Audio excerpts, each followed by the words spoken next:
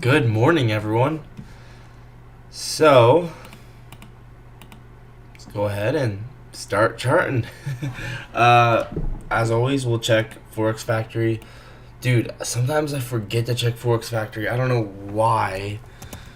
I gotta remember more often. I don't know what's wrong with me. So, we got news at 10 a.m. So, not for quite a while. We are chilling right now. Hopefully we can get a good trade. I mean, I'm just gonna show up for the live trading window, just do my best, see if I get a good trade or not. As always, I really don't care. I got my personal account back, so we're ready to go. We're locked in. Just gonna try my best. Got the sticky notes all set up. Gonna set daily loss limits. Here we go. So let's make this small. So I'm going to go ahead and set the daily loss limits. So moving them back to 600. So liquidate,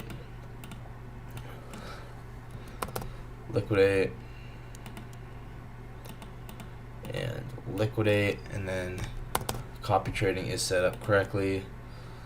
So got the leader account there. Bang, follower. So that means that it's copy trading is set up correctly. Can double check it by going over here. Yep. So, yeah. Should I check it one more time? Liquidate.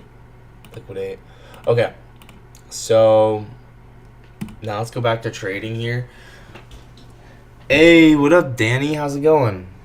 Dude, we're ready. We're here we go. We're gonna try our best. Try and take the best trade we can, or more than one. Who knows? We'll see. Just going to execute. I got my personal account back. Top step accounts are here. I'm just gonna try my best. As always, show up, try my best, continue, move on, and rinse and repeat. That's all I do. So I'm getting personal account pulled up here. I eventually just want to basically make personal account my main account, which it is, but it's right now it's kind of the top steps, but I want to eventually have it be like my personal account is ideally gonna make me, like my full-time income. That's the goal. So setting up accounts here, and we have news in 1 hour and a half. So anyway, we should probably start by doing top-down analysis, and I'll open up Discord as well. So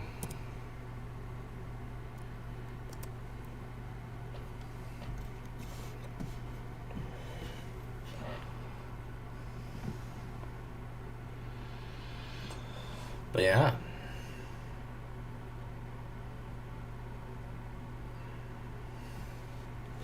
Just gonna put this over here.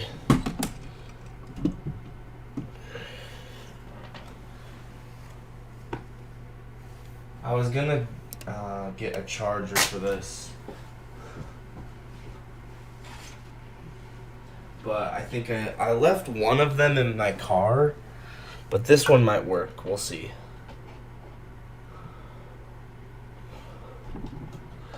Hang on 1 second while I figure out. Alright. Plugging this in. Moment of truth. Yeah, that one doesn't work. Yeah, that charger doesn't work. Dang it. That's okay. So that's fine. This charger's not working, but my phone's charged enough, so it's okay. So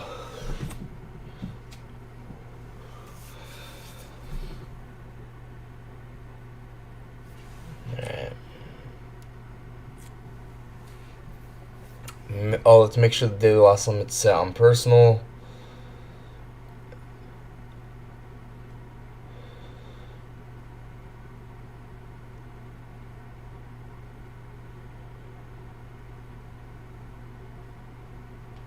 What is going on? Why is it not letting me? Okay, there we go.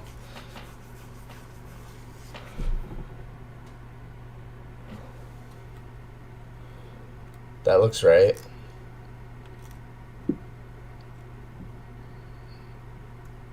Here, let me refresh it just to make sure. And we will start charting in 1 second.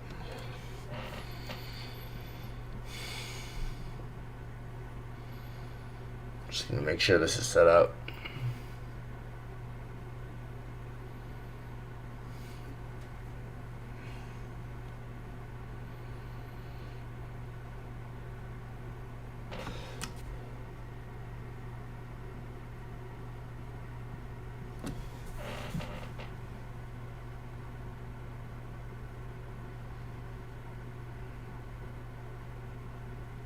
I'm gonna go to my car and get my charger.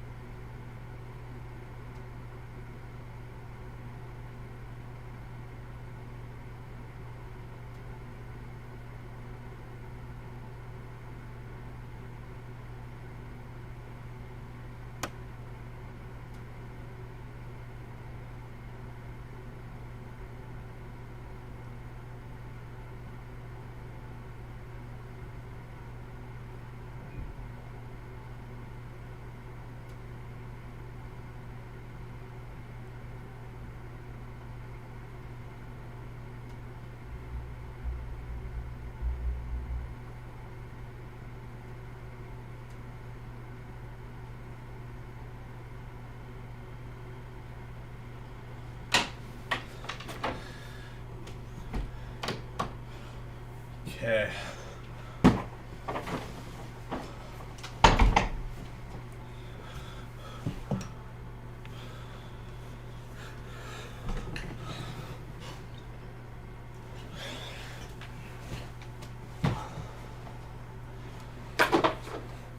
Alright. So yeah, it looks like I got the daily loss limit set up. So it looks like we're good. Okay.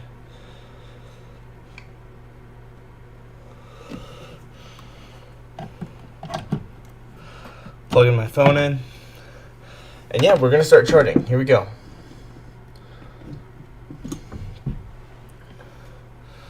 So top down. So can you see my screen? Yep. Let's see if anyone said anything in the chat. Oh, FA's saying something. There's a horse.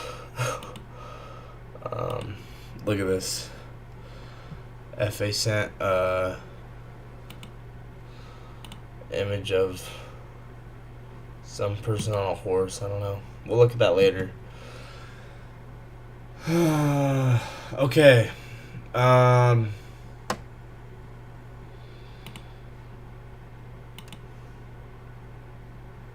let's see what we have going on here. So let's turn on our indicators. So this thing, and this thing.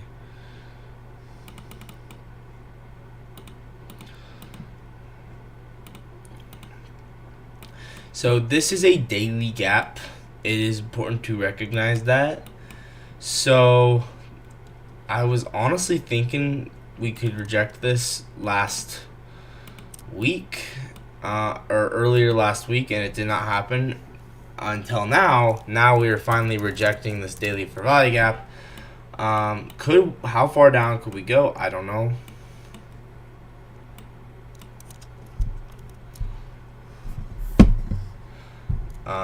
As I said before, we have this weekly gap. We swept liquidity into that. But in the short term, as of right now, we're in this daily gap.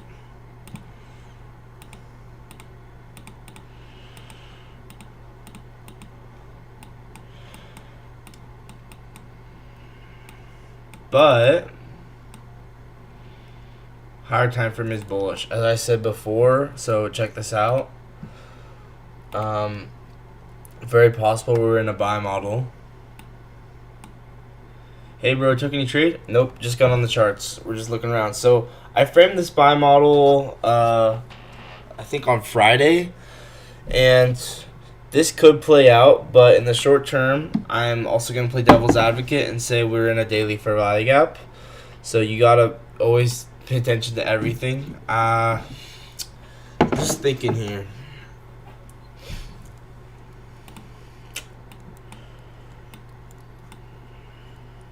Let's just look around. Yeah, no trades yet.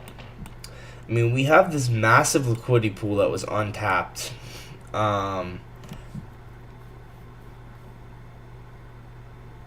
It'd be crazy if we came back down there.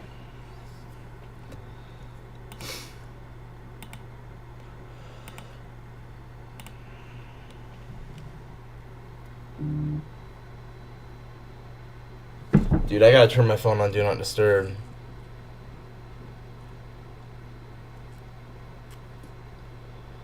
Alright.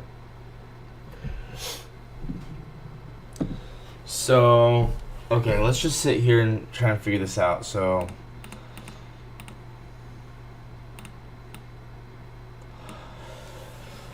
okay, so there's two cases. So let's just start making some notes for the day. So, Jake General. So, on one hand, you can make the case that it could be a buy model on the weekly with the 4 hour because we have SMT at the lows there. On the other hand, we are within a daily gap, so we could get a short-term retracement.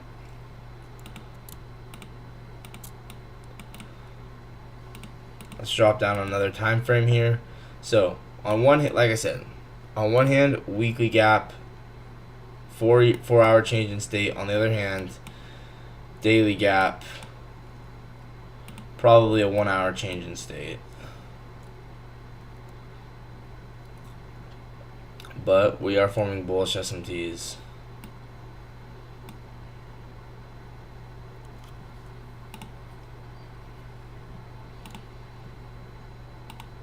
Oh, let's check RTH gaps.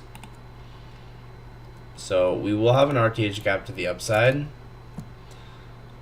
There's also this on.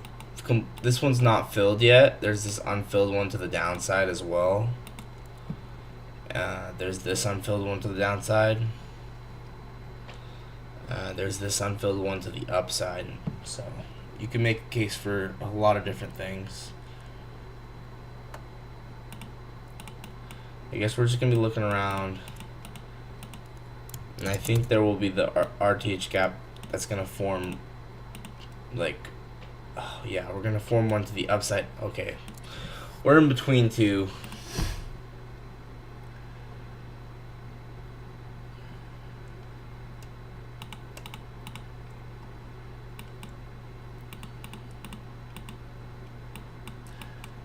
Okay.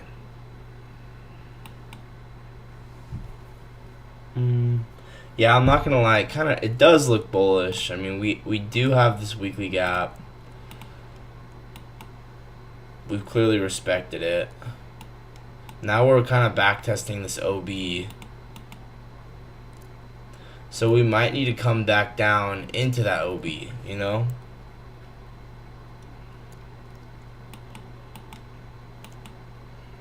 Okay, hang on.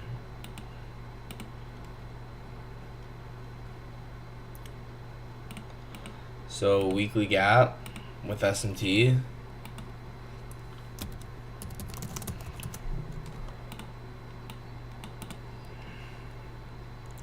Then we have a daily OB here.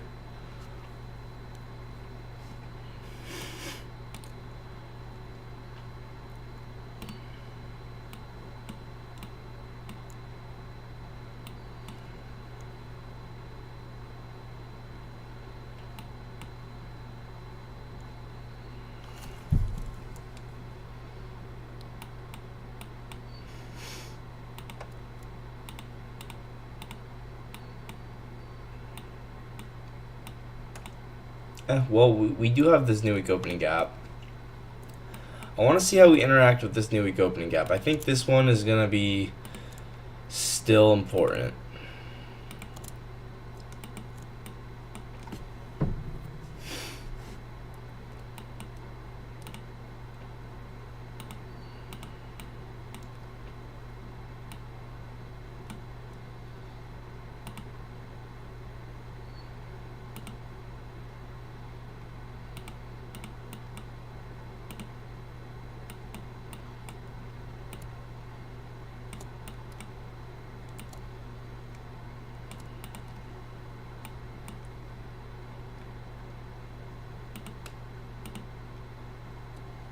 is a 4-hour gap.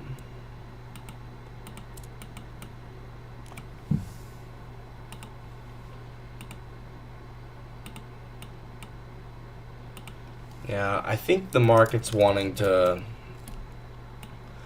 be on the buy side of a curve here to go run these highs. So I'm just going to have to pick a side here. And if I had to pick a side, I'm just going to say, you know what? I think that now we've inversed this, reacted off the weekly gap. I think the market's going to draw up to this consolidation. I think this has been a nice draw on liquidity for a while now, and I think now it might be ready to go there. Sometimes you just kind of have to make a decision. You might not know for sure, but you gotta have to make your best decision you can. I think in this situation, I'm gonna lean towards us back testing this new week opening gap with 4-hour gap to go deliver up to these low resistance highs. Yeah, you know what? I like this idea.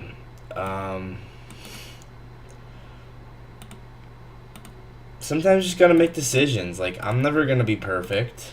I might be wrong.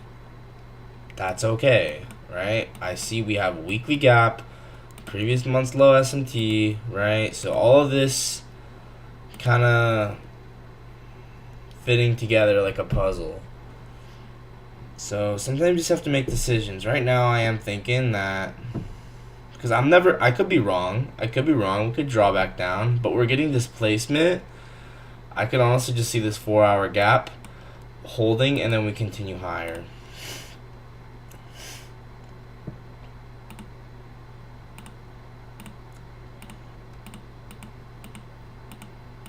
Yeah, I could be wrong, but you at the end of the day, you got to make executive decisions.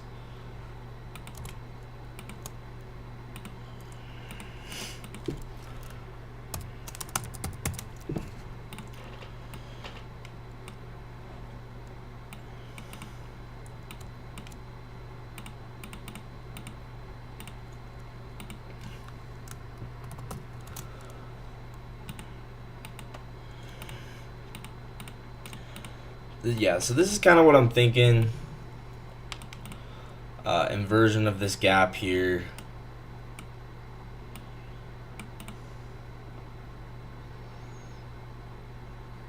So maybe expecting a buy model off of this 4-hour gap.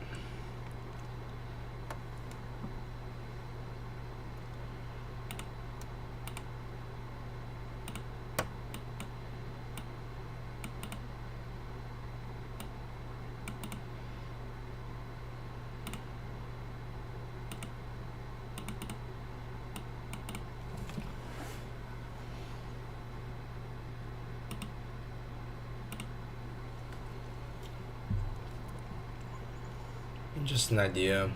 I obviously I don't know for sure at all, but this is one idea.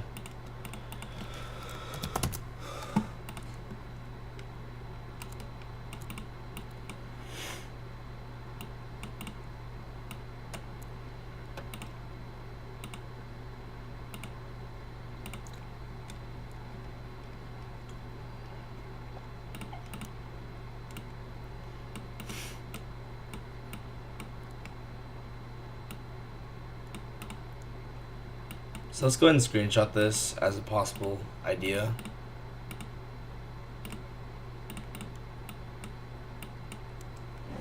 Right? Could this be a buy model? Honestly, I could see it. Now there's been a 4-hour candle that's been respected, or a 6-hour candle that's respected that new week opening gap. So I mean, it does seem like a textbook market maker buy model, honestly.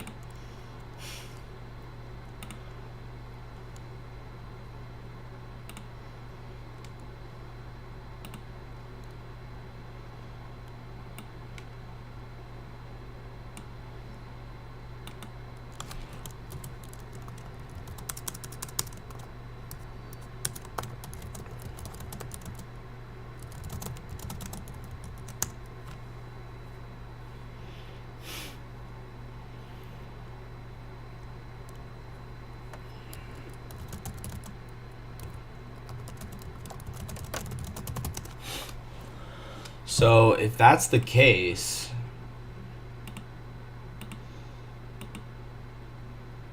then we're gonna probably look for longs, right? So okay. So within this buy model, now we have a 4-hour breaker and fair value gap. So on the right hand side of the curve, we got this breaker and we have this fair value gap. We could even go down a lower time frame and find a 1-hour one. This is actually seeming like a very nice breaker. Why does this seem like a nice breaker? Why is this a nice breaker, actually? Yeah. Why is this a nice breaker? Because it came before this giant move lower. So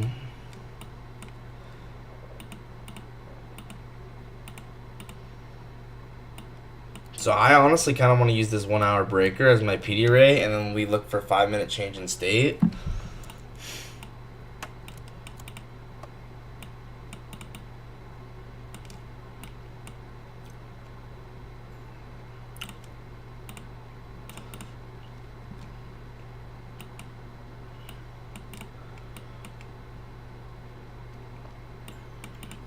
So let's actually make this full screen because the SMT indicator does all the work for SMTs for us.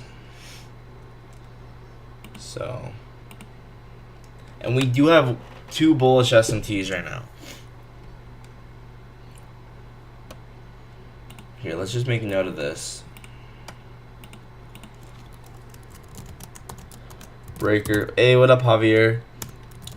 This 1-hour breaker is nice because it is the final up close candle before this entire dump lower. At least that's my opinion. You can feel free to disagree with me. Yeah. So I'm looking at that breaker and I'm saying, okay, that's going to be a really nice PD array. So I'm thinking we should look for a 1-hour 5-minute model off that breaker. And then maybe just go ahead and try that. It's aligned with an NWOG.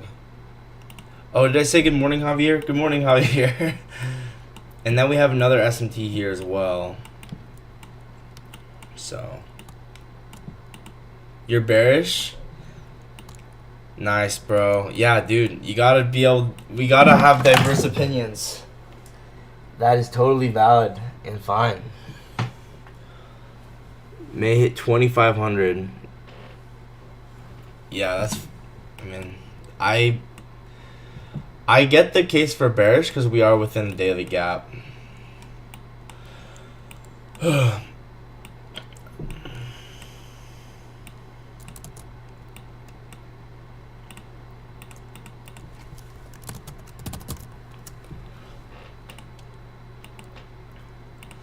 So 1-hour breaker, NWOG, we have this SMT here, we have SMT, bullish SMT on the hourly here.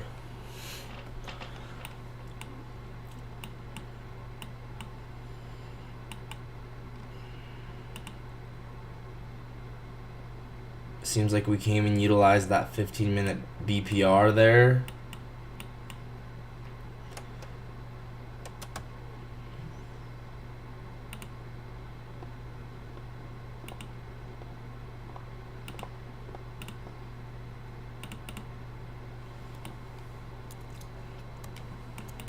Now we have a 15-minute DD alert. So 15-minute BPR.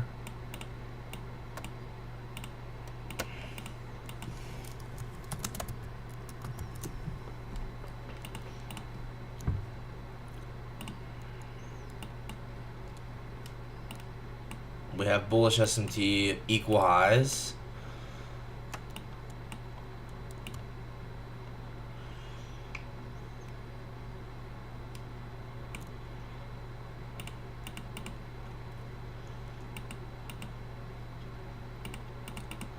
Okay.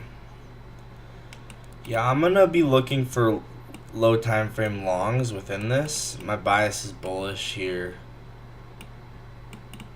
And then equal highs. At the very least to go run up to this.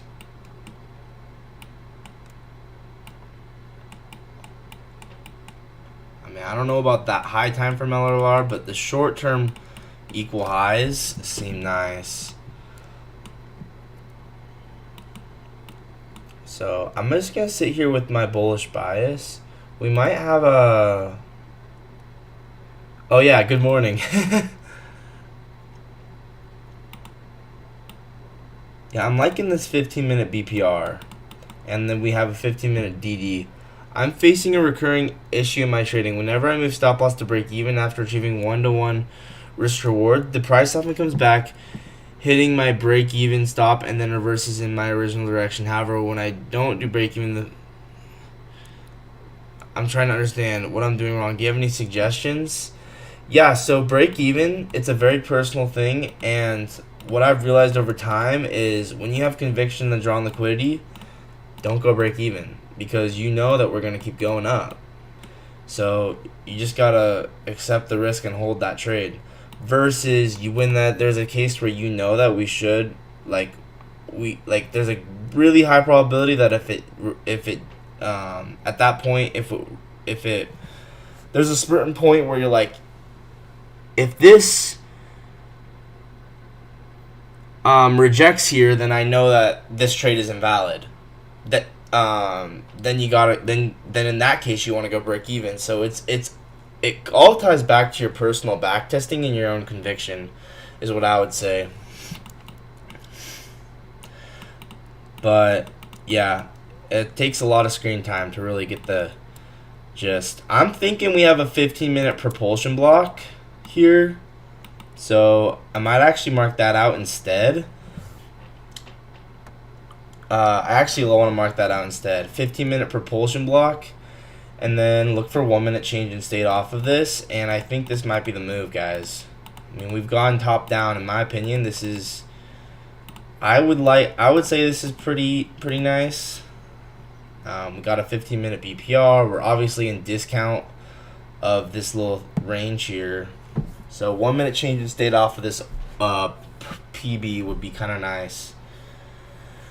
Probably just gonna go for that if we get it.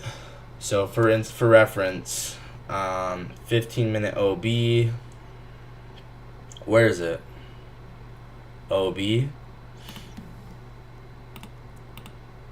And then here's PB.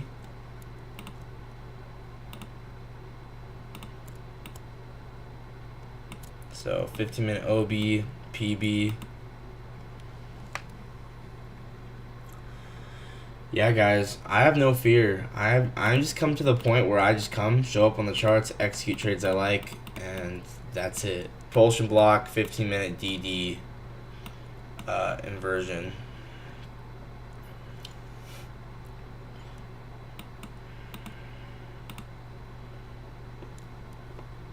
And then this is like low time frame LRLR, I guess. That's how I'm feeling.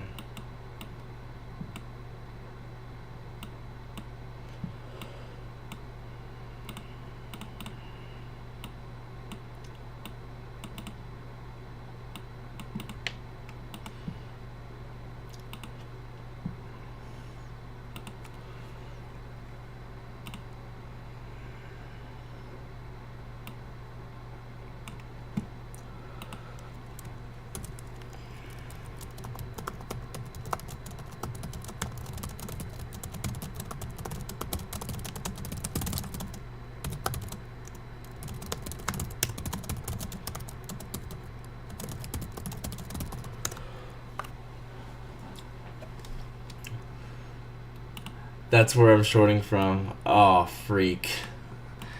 Well, I guess I'll be your liquidity. Dude.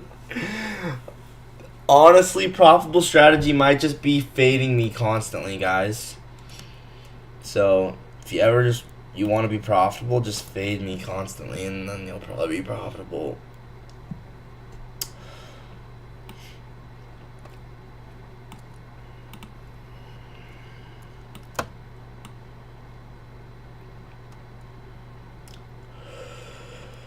Okay.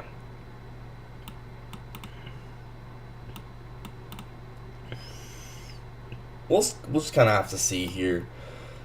But I think I'm going to lean bullish.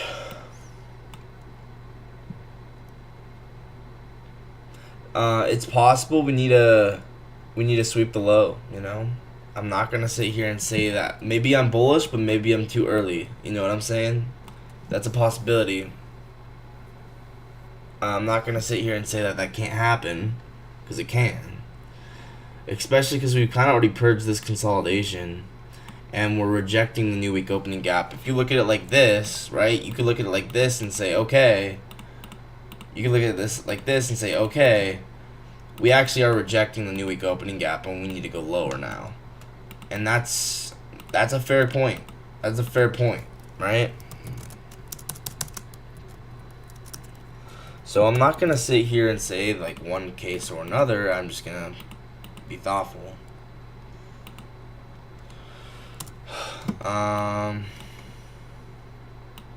Let's look at session. What's the trade today? Hey, we're just gonna try our best. We'll see. Let's look at actually session highs and lows. Yeah, we got relatively equal Asia and London. As much as I was like, you know, I don't know, Javier. I think we'll go higher at some point today. I think we will. This breaker is gonna be very, very nice. So we got relatively equal London and Asia. But then again, is it possible that we need to come down, sweep out all of these lows, and then we'll get the buy model up? Yeah, that's maybe realistic, honestly. Hold up. Let me actually just think here. We got a new week opening gap down there. So is it possible that we come down, form a buy model within these lows? Maybe 930 creates the Judas. You know what? 930. Let's wait for 930 to create a Judas swing, and then from there we'll kind of see what we're getting at. But 930 might create a Judas swing to the downside, tapping this, sweeping out these lows, and then we get a buy model to the upside, hitting these Asia-London equal highs, right? So I'm going to be patient. I think the move is just letting the trade come to you and not the other way around. But I think higher time frame bias will be bullish. That's just my opinion. Short-term bias, we might create a Judas swing. But feel free to disagree with me. Whoops. So we'll see.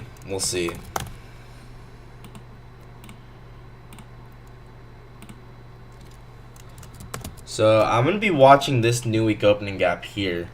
I think this could be very sensitive, possibly. You never know.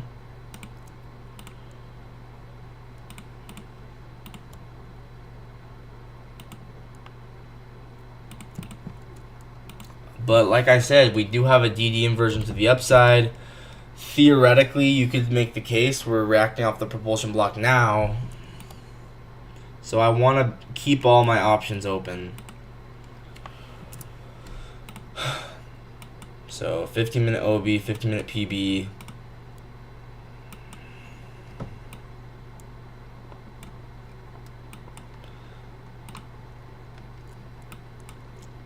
I'm not just gonna say that can't happen. I think that's actually a decent probability it might happen, but I'm also prepared for the scenario where we get this Judas swing down, right? I'm prepared for both scenarios. I like this inversion. So let's get rid of this.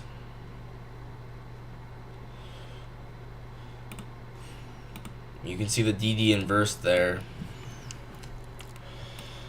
No need to rush here. We got midnight here.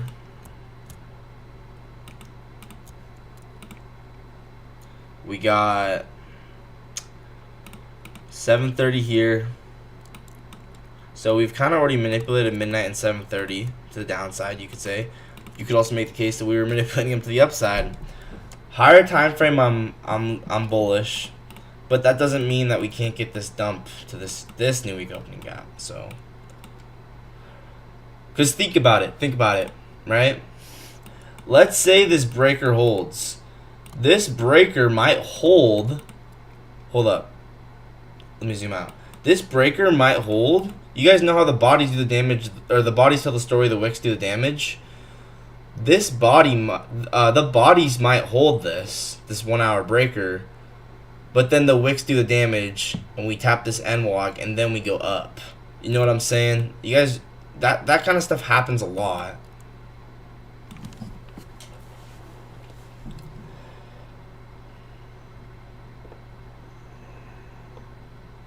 So watch the 1 hour candles and see if they're respecting this breaker. I think I want to see us manipulate, probably create low within this NWOG, but then bodies tell the story, and then we continue up to Asia and London. That's kind of what I'm thinking right now. So I'm gonna expect a Judas swing here to the downside. That will put us below 7:30, below midnight. We'll likely have bullish SMTs. So yeah, I think from here we'd look for a manipulation leg and then a 5-minute change in state back up to target Asia and London. That is what I'm honestly what I'm thinking at this point, right? So something like this. Let me get rid of this here for a second, and this.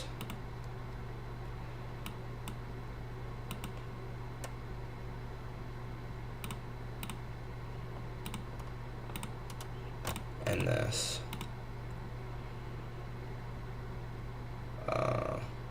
Whoops. Man, trading is hard, bro. Okay, I think I'm gonna wait for the market to come to me, but I am leaning towards this idea of Judas swing. We need the bodies to tell the story. So what does that mean? That means we need to get. Yo, Gio, honestly, you need to accept the loss. Whatever you might be risking, you get into a trade. Then from there, go off what trades went in your favor and then continue doing that and avoid the other. Exactly. Like, you can't avoid losses. Like, trading, you just genuinely you just gotta take things you're happy with and then learn from them and then repeat and repeat and repeat. And you might lose a lot. I mean, that's just reality of it. But, hey, there's so much reward when you become successful. So I don't mind failing and failing and failing, because I know what can come. So yeah, I'm anticipating this Judas swing. I'm anticipating us to maybe make the low of the day at this new week opening gap. Bodies doing the damage, wicks do the story of this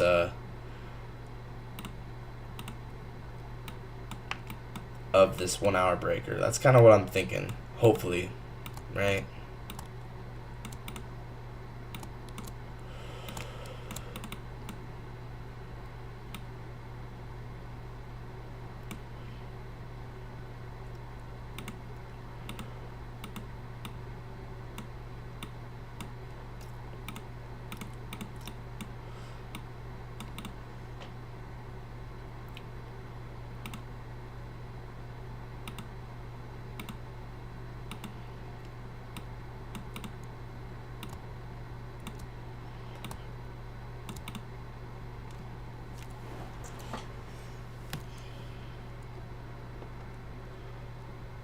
So something like this, where 9:30 Judas swing and then 10 a.m. distribution.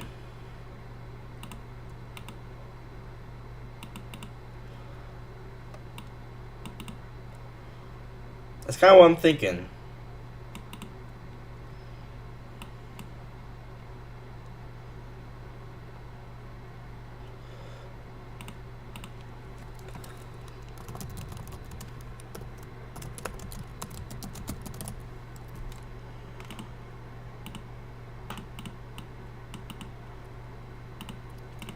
And then 10 o'clock distribution.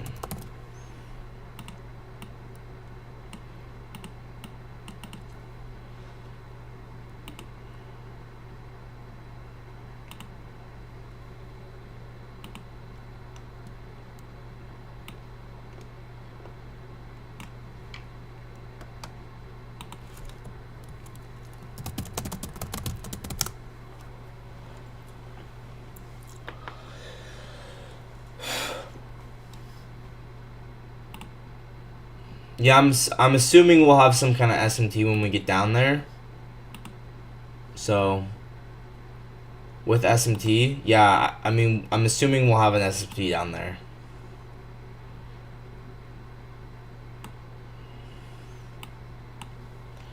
I guess from here, what I'd probably look for, man, could you imagine if I had a Khufu model? You guys remember? You guys see that Khufu idea I talked about in the Discord? Man, one day, imagine I'm gonna hit that. So, you guys might not have seen it. I was kind of freaking out because it's just like such a cool idea, but it's an idea for pyramiding, where you basically know how the Phoenix is going to be the low of the model, then there will be a 2022 model, and then we'll get a breaker entry. I was realizing you could technically catch a Phoenix and then trail your stop, use that same risk on the 2022 model, then trail your stop, and then use that same risk on a breaker trade. And then all of a sudden, using one market maker model, you get like 30R. So it's like a pyramid, right? Entry, trail, entry, trail, entry, trail. You're not risking 3R. You're risking 1R. You trail up, risk 1R. You trail up, risk 1R. Could you imagine hitting 30R off of just one buy model? So that's a cool idea. I like that a lot. It's just combined. It's not necessarily a new model. It's just combining three models that already exist. But yeah. So maybe on the leap we should try a short. On the leap, guys, maybe we should try a short. How's the leap doing anyway? I might have lost some money. I can't remember. Hey, I didn't lose that much actually, which is nice. So on the leap, we'll probably try a short, but once again, it's just going to be on the leap. I'm looking for long later on, probably around 10 a.m. But yeah, on the leap, we'll probably try a short because I want to see a Judas swing get created.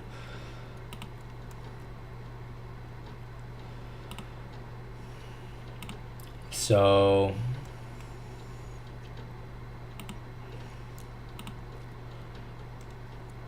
now we're above 730. How's our other true opens looking? So I want to see if we've rebalanced this. I disagree. I've thought about it more, and I completely disagree with Gary. What Gary used to say, he was like, "Don't trade on paper." Like, I think trading on paper is actually pretty healthy, honestly. As long as it's not excessive and it's real trades that are good. Because I just want to get practice without having to necessarily have to. I don't think there's anything wrong with, as long as they're high quality trades, I would actually take. So I am kind of making that executive, like specifically just on like the Leap account. So we might end up rebalancing here this 5-minute this displacement leg, using that 5-minute gap to go lower and then buy model back up. Be kind of cool. Would this sweep out any lows here? Could kind of sweep out this consolidation.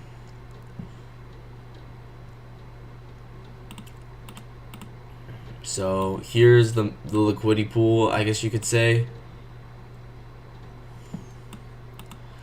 Man, there's actually not that many transactions down there. So I don't know. We'll see. No true week open yet. I mean, you could use last week's true week open, but no true week open for this week.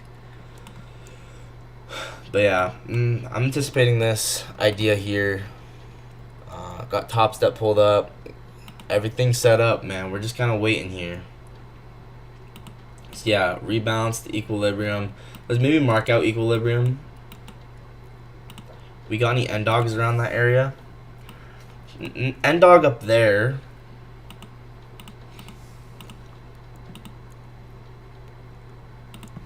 Okay. Should I check gold block? Sometimes I feel like gold block as much as I love Gold Box, sometimes it can be a little bit of a distraction, but we could look at it. Because I know the market does respect it, but I'm kind of like bad with it so far. So I don't know. Sometimes it could be a distraction, but I guess let's just look at it for just a second, just in case. Because what if it's like really obvious, you know? Yeah, because we're at a dealing range low or high, depending on how you look at it.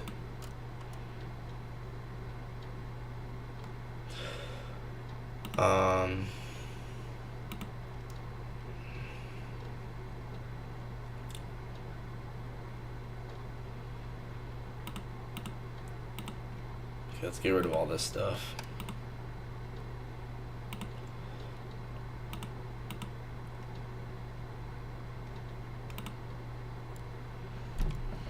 Yeah, for the most part, I actually might just mark it out, leave it like this, because for the most part, I only care about the OB partition, the FVG partition, and the rejection block partition.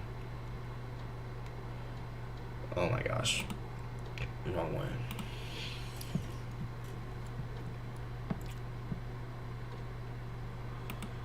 Get rid of that. Put this up.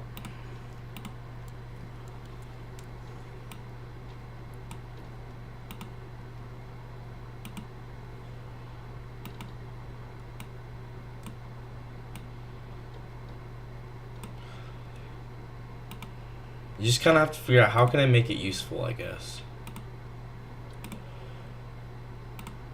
Because this could theoretically also be high of a dealing range. You never know. Okay, it might not be that useful right now.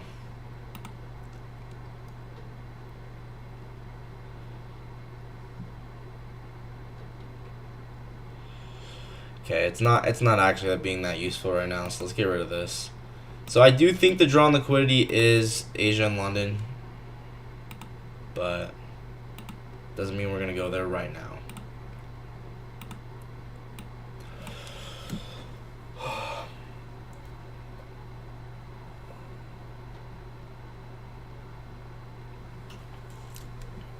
Man, the initial idea is playing out, I guess, but I could see this being high resistant.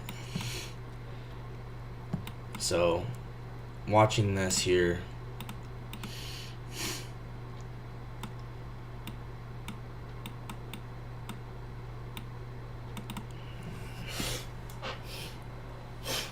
See, I might try this on the leap. Actually, I probably will. Like something, some kind of short. Man, where's my...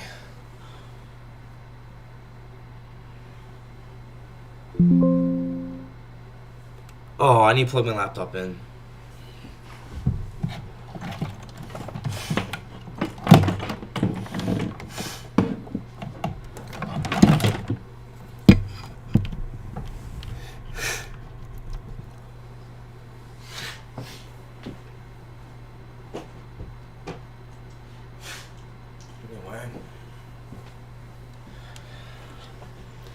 Yeah.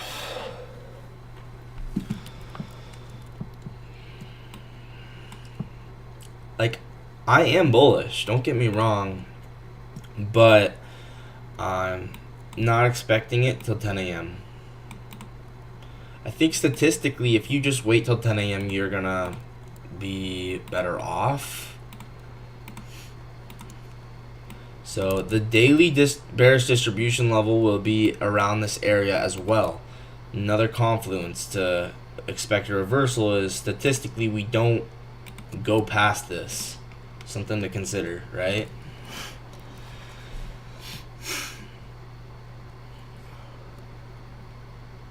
So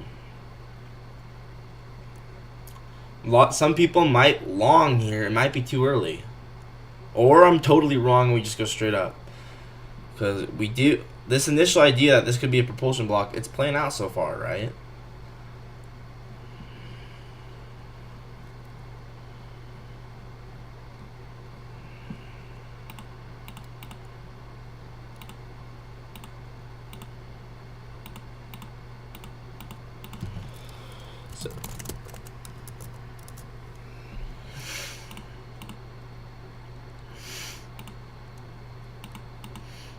So it's playing out so far.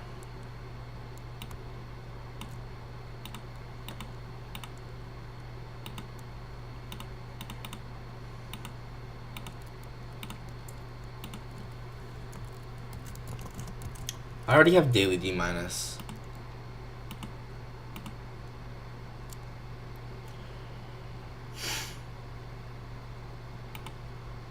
Oh, that's ugly. No, we gotta redo the template.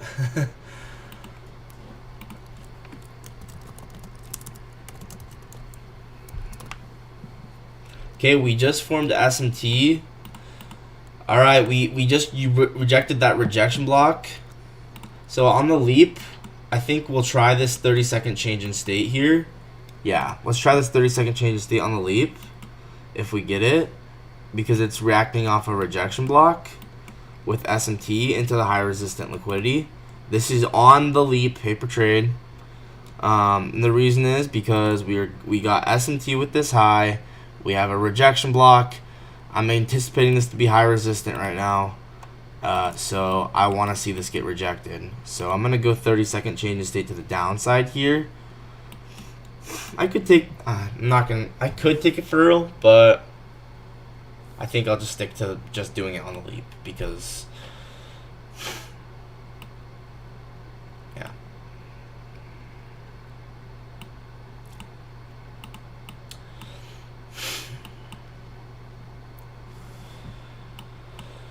Okay.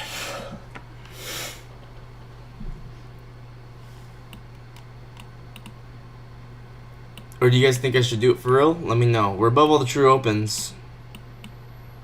There's a case to be made there.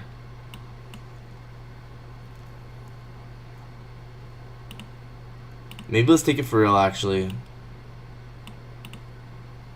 Okay, I'm gonna enter this on the leap here because we got that change of state right there. So stop losses up there. Not taking this for real right now. But I entered off of this change in state right there.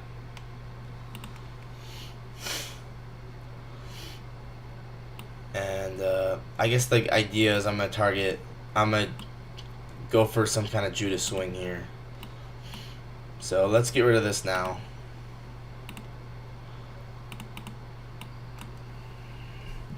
So, okay.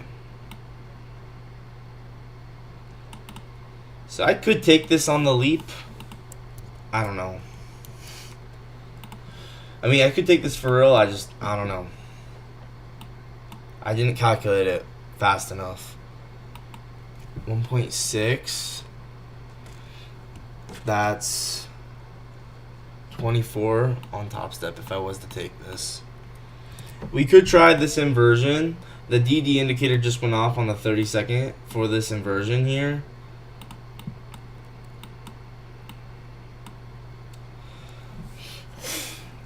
So I think I'll just be patient. That Phoenix is playing out very nicely.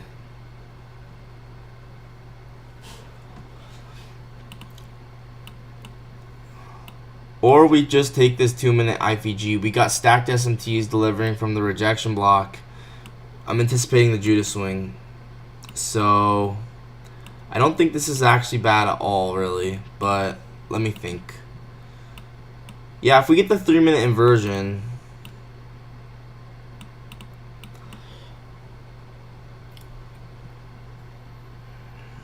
well, how's the 5-minute look? 4-minute? 3-minute?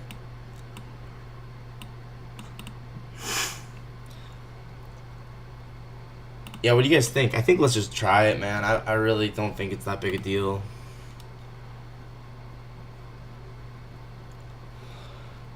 I'll have another trade if it doesn't work out, and then from there we'll just look for longs. And we're delivering from the rejection block with SMT. So yeah, we'll try this. We'll try this. So I'm gonna do 1, so that's 15.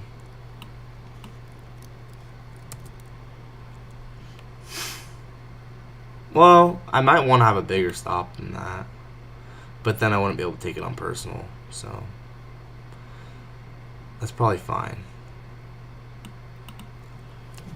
So 12 then.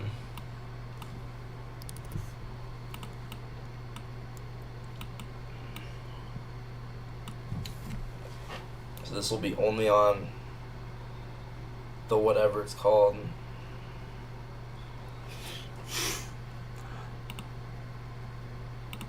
On Top Step. We're going into the 20-40 20 to 40 macro. Or I could just be more patient.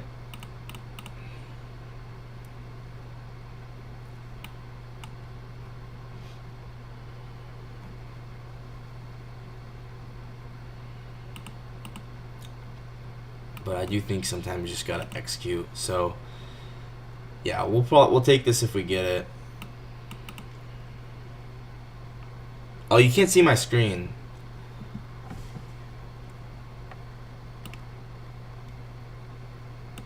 Okay, we just got Order it. filled.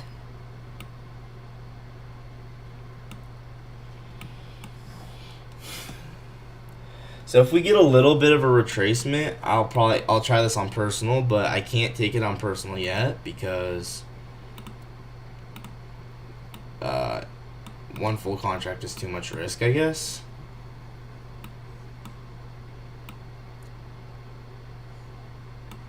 Actually, I think I can take this on personal. That should be fine, actually.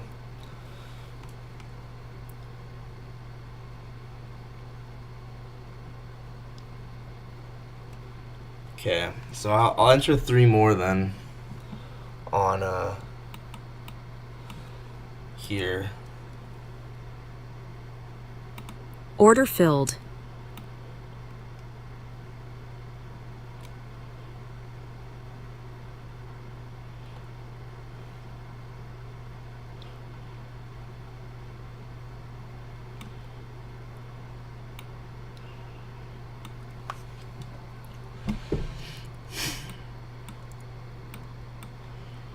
Okay.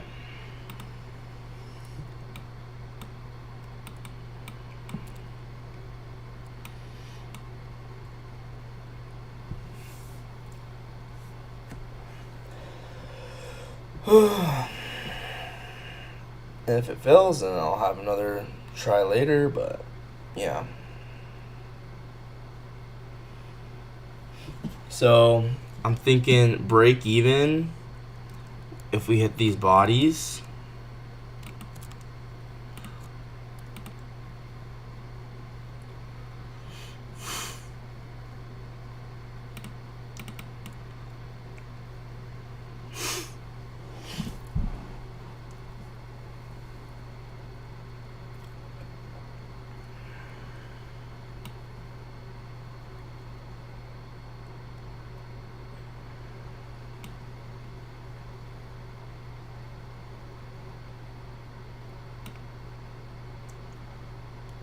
Let's get rid of a lot of this stuff because it's too chaotic right now. So break even if we hit these bodies, and then we'll just see. I don't really care. I'm just here following the plan, sticking to the rules. I don't really care. Whatever happens is whatever happens. So if we hit that low, I'm gonna go break even. I'm gonna target the daily distribution, bearish distribution level.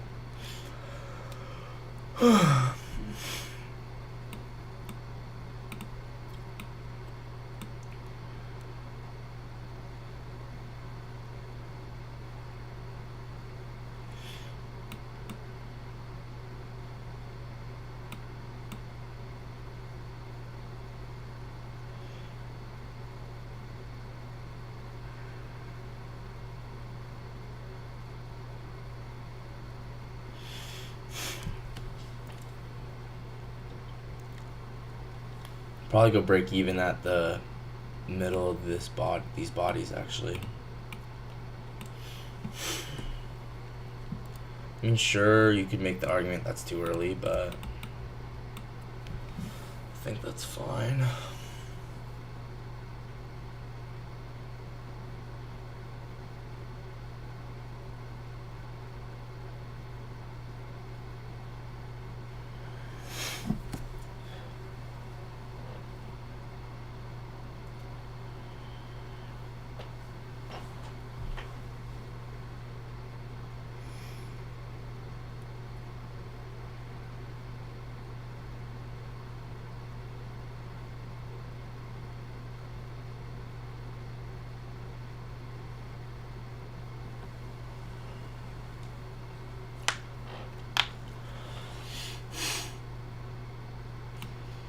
You're shorting at 23,350.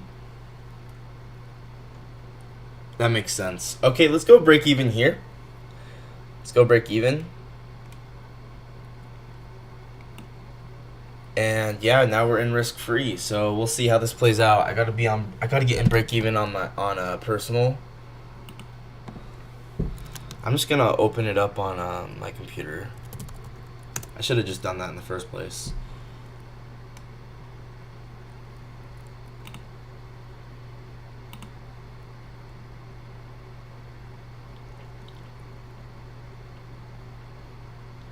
Or it might be nice to just hold this.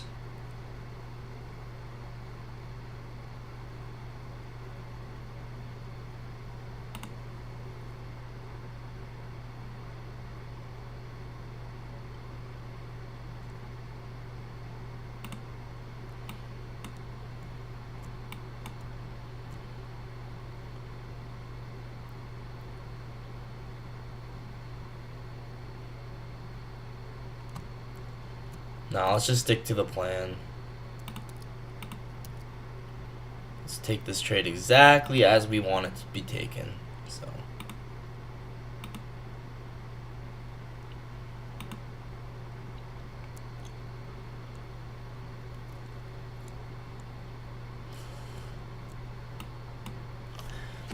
my long trade stop loss is 25,190.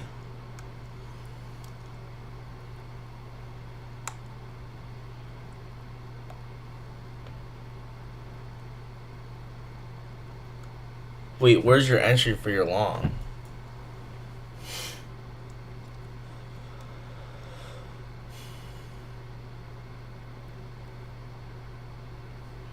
So stops at break even on both the top steps and on personal. So we're just taking this exactly as we were supposed to. There's not anything other than that to complicate it, really. Ugh. If it breaks me even, then that breaks me even.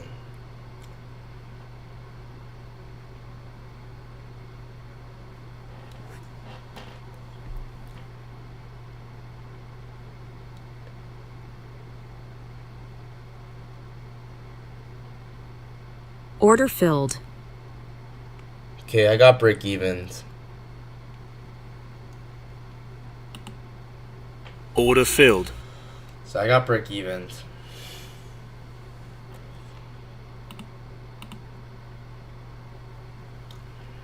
So 2-minute walk. I could have held that. I probably should have held that, but I think it's okay. It's okay. 2-minute walk. I know that I'm long anyway, so I don't really care. Like I'm biased long anyway, so I don't really care. So I'm gonna go on a 2-minute walk and I'll be back.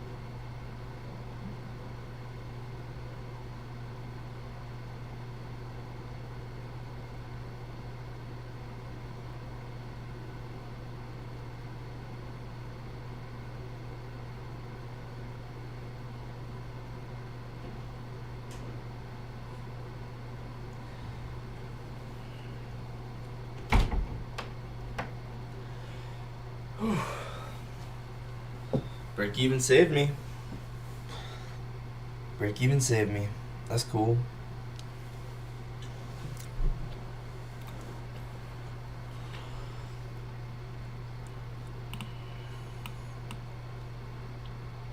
This rejection block could still end up rejecting us here.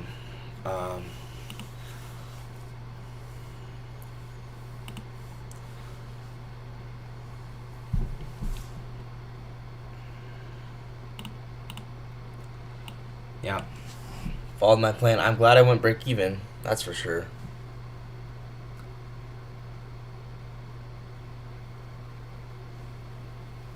So I'm just going to take my trade on personal on my computer, because it's easier to set stop loss. I think I'm going to do that from now on, honestly. So, okay. Still expecting the Judas swing to occur to the downside. If we measure this leg from here to here, or this one from here to here, ooh, we're getting a good 30-second IPG.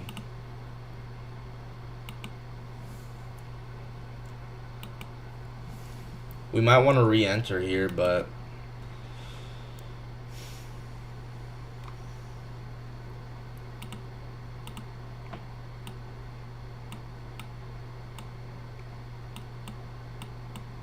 I have unlimited break-evens. I think this is a high probability break-even. So I'm going to go ahead and try this. Just on Top Step, because I can't take it on my other accounts. Order filled.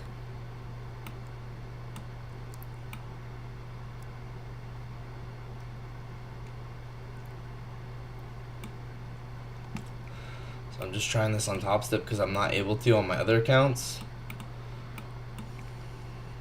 And I will just target on my, I'm not able to on my personal, and I'm just going to target this low.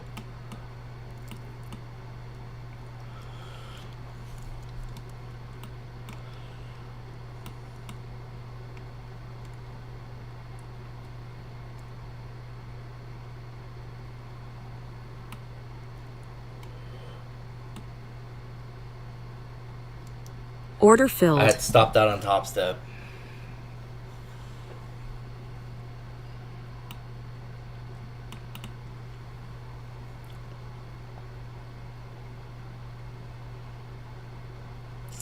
Alright.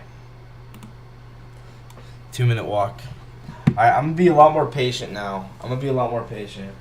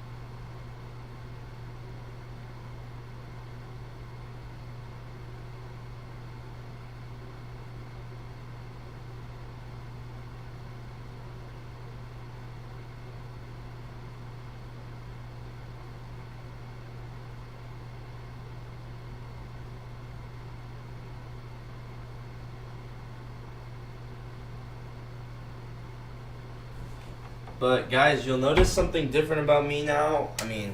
Maybe you can consider this or maybe not, but I really do not give a crap about losing now. I just accept trades, take them, and if they lost, they lose, they lose. I think this was nice. Immediate pump up, rejection, 30-second inversion, stopped out. Fair trade. I don't regret it. But I'll learn it. I'll learn from it. I'll journal from it. And yeah, I do not regret trades. So now we will adjust the daily loss limits because, as always, now I'm saying, or as I've been saying before, now I give myself up to 2 trades in a day. And oh man, I thought it didn't get copy traded. I was like, come on, hopefully it didn't get copy traded, but it did. It did in fact get copy traded. So that's okay. So now we are gonna set the daily loss limits to liquidate and block. So if it hits my stop loss at this point, it will block me for the rest of the day, which is exactly what I want. And yeah, I'm just gonna keep going. So I thought that 30-second inversion was honestly not terrible, so no regrets. But I think I can learn from it, and that's okay. So save changes, enable trade copier. So yeah, we'll have one more try eventually at some point. I'm gonna try and be a little bit more patient right now. I still think this is high resistance. I think we'll get the Judas swing. This could be a Vol model, right? This could definitely be Vol model. I think I got stopped out on the whatever it's called. Yeah, I got stopped out on the leap, but I'm gonna re-enter on this. I think this is Vol model. And I also see it as Phoenix.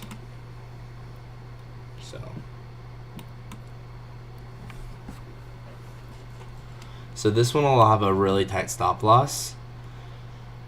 Once again, I still see this being high resistant. So,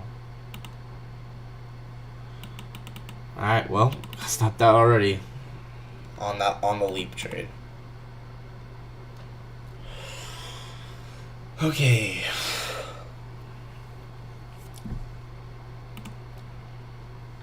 On the leap, I really don't care. I almost up 1K on the long. Nice, bro.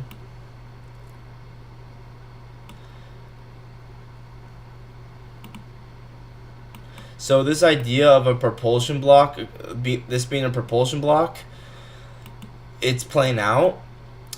It's playing out, and that was the initial idea that I was kind of thinking of, and you can see that playing out.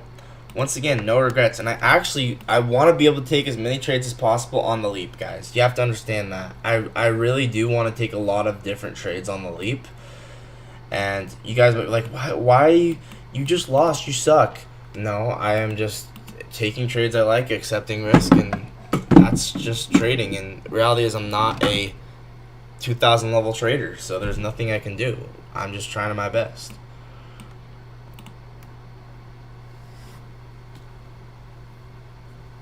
So you can kind of see what happened here, right? We ended up, once again, no regrets. Right now there's nothing I did wrong. I'm absolutely chilling. Let's make sure my daily loss limit is set correctly now on personal. So now it should be 34 because I made $6 in profit on personal. Hey, this 30-second doesn't look bad, but I'm not taking that.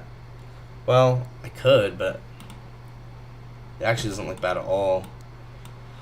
Where's the first presented for value gap? I just feel like I don't have enough analysis right now, and I'm kind of overwhelmed, so I don't want to take anything. I'm just trying to gather my thoughts here. We are above every true open. Once again, I'm anticipating the Judas swing, so there's that 30-second change in state. I will talk about this in market recap, but that initial propulsion block idea did end up playing out. Now this high resistant liquidity idea is playing out. So where's the first presented for value gap? Right here. So we're inversing it now. We're inversing the first presented gap to the downside. We just inversed it to the downside. Looking like we might back test it.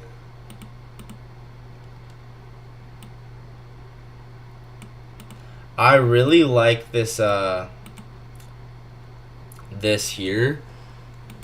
I'm assuming it's probably delivering off of something, so I'll probably just put like an order here. A sell order. I don't have time to see if it's delivering off something. I can just tell it probably is by the way that the signature is.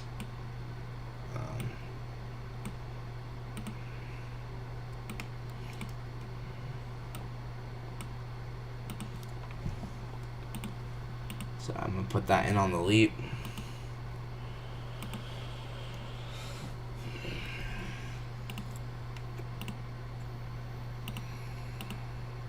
So we inverse that first resistance for value up to downside. I wonder if there's people even watching me right now. Probably not, but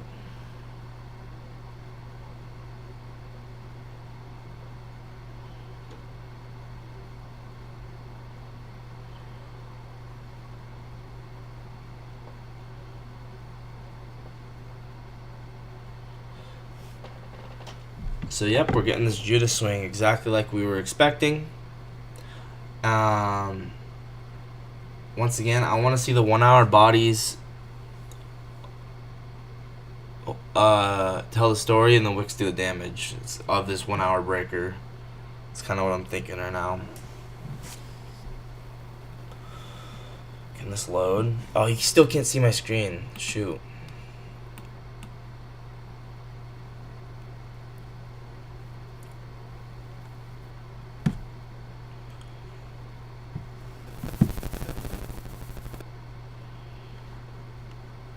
Yeah, I'm curious. I'm too curious. I gotta see if there's anyone even watching.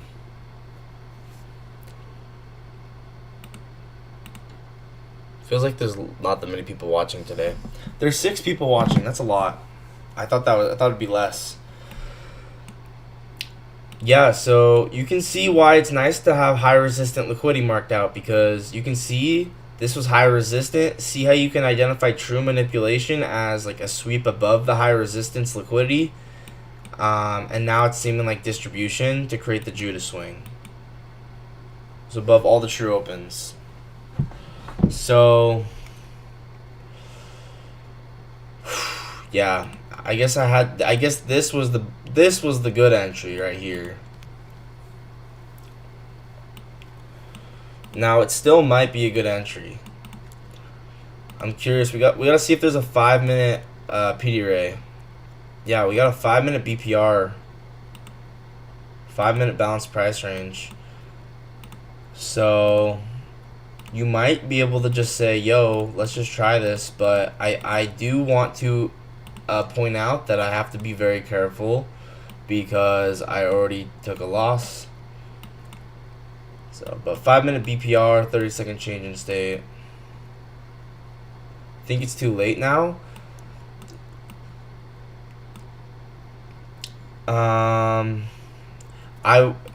I would maybe consider if we came up to retest it, but now at this point, yeah, I guess it's too late. But this isn't. It's okay, Mom. MAM Maka Killa. It's okay, bro, because this is what I wanted to see in the first place, because I know the true draw on liquidity is Asia and London. So I actually don't mind this at all. I want to see us come down, form a low down here, and then we'll get an even better trade to the upside, hopefully at 10 a.m. So this is not a big deal. This was just kind of a bonus if we could catch it, right? I was seeing, could we catch the Judas swing? Unfortunately, the Judas swing had its own Judas swing. So it's hard when that happens, bro. It's hard. These markets are difficult. But the Judas swing had its own Judas swing. Exactly. There's no real worry. This was just the Judas swing. The true draw on liquidity is Asia and London anyway, so I'm not really too concerned at all. I'm anticipating this to be a Judas swing, come down into this old new week opening gap, and then buy model back up. That's kind of what I'm thinking right now. So there's really no concern. It was just bonus if we could have caught the Judas swing. So now the 5-minute has officially formed this breaker. Something to consider, right? 5-minute has formed this breaker. So the breaker traders are probably looking at this and saying, okay, let's short.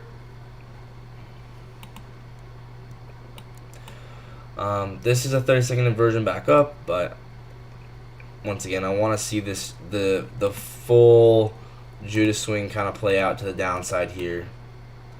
Then again, we got quite a lot of SMTs here. 30-second IPG dodgy alerted. The dodgy alerted it. My screen feels really chaotic right now. We should move this breaker. Okay, hold up. I have an idea. Let's get this 1 hour breaker. Let's move it. Let's move it over here. So we still have it on our chart, just not till later. Now we do have a 1 hour gap, guys. We have a 1 hour bearish gap.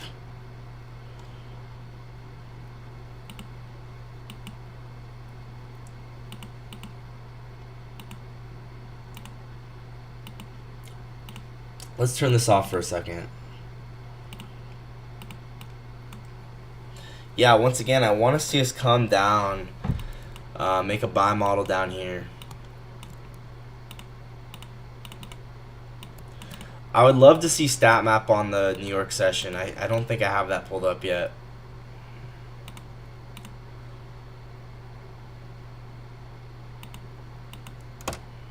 Yeah, so we went statistically to that statistical manipulation, so I'm still anticipating us to come lower. Yo, 5-minute rejection block took out all that liquidity in line with high resistant liquidity at the statistical manipulation levels. I say let's send this Phoenix. Might even get Phoenix 0 here.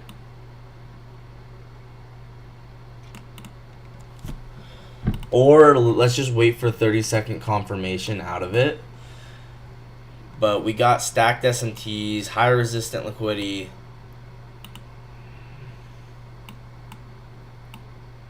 We have statistical manipulation levels here.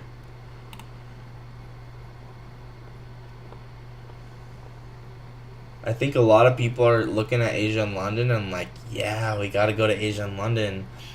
And reality is, time and price might not be aligned. I think we got to go down, make low.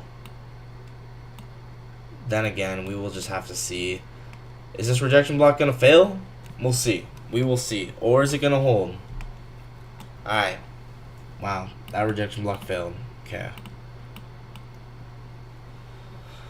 So once again, it's just probabilities. Like, that rejection block could have worked out. It didn't. It could have.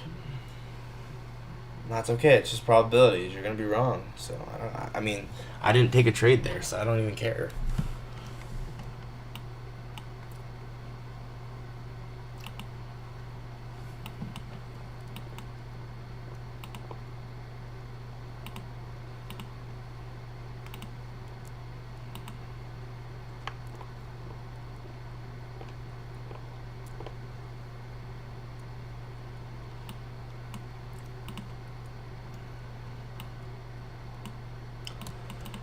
Like I said, Asia and London will be the draw on liquidity. I just don't think it's yet. Could I be wrong? Yeah.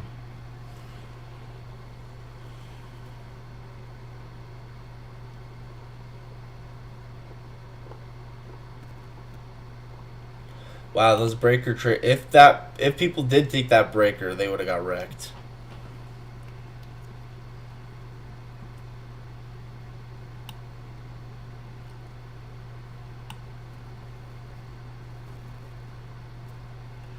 We're back at the top of the new week opening gap, the old one.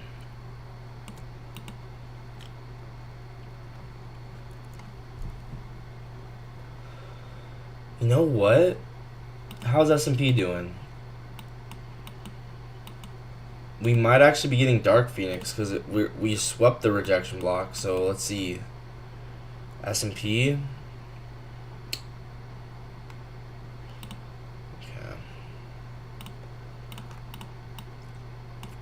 I feel like it's just kind of chaotic right now. How can I make this less chaotic?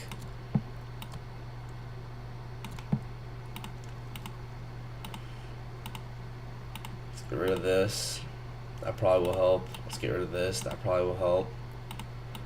Let's make this lower here.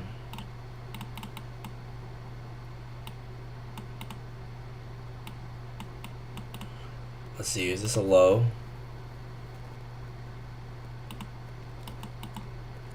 Yeah. Once again, guys, it's just about trying stuff. It's gonna fail, and that's fine. I don't care really.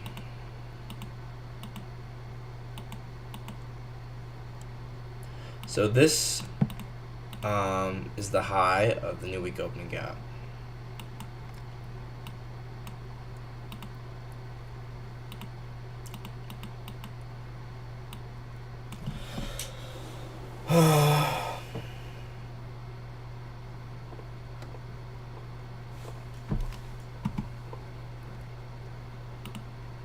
This first percent for value gap's being tricky today.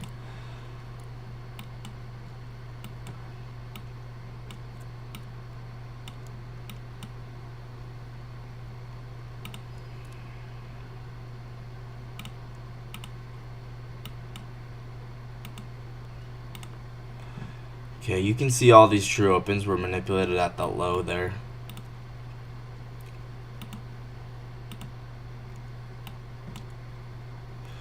So that actually might be the low. It's possible.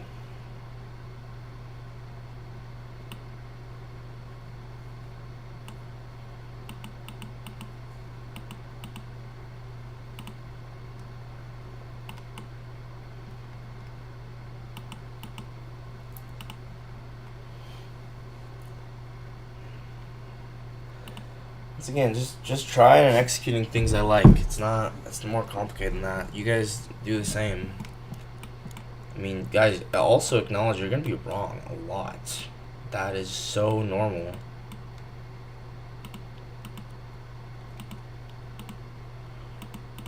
Okay. So, above all the true opens here.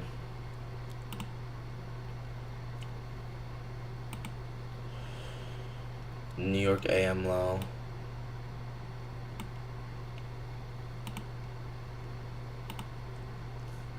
Equal highs.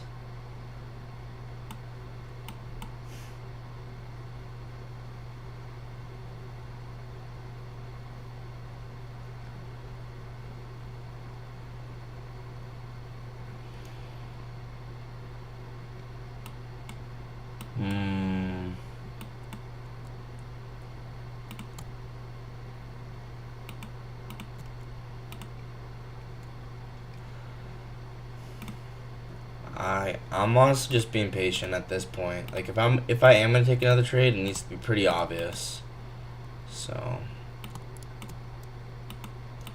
the last couple Phoenix models I've spotted have not played out.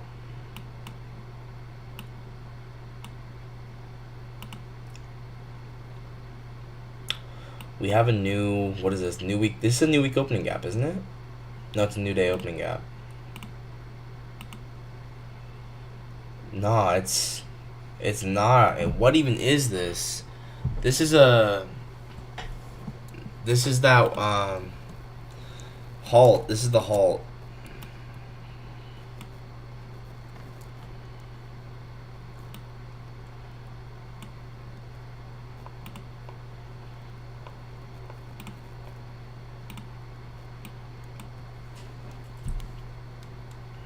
Okay, Asia and London getting hit. Thought we were gonna need to come down here. I guess there wasn't that much stop losses down there.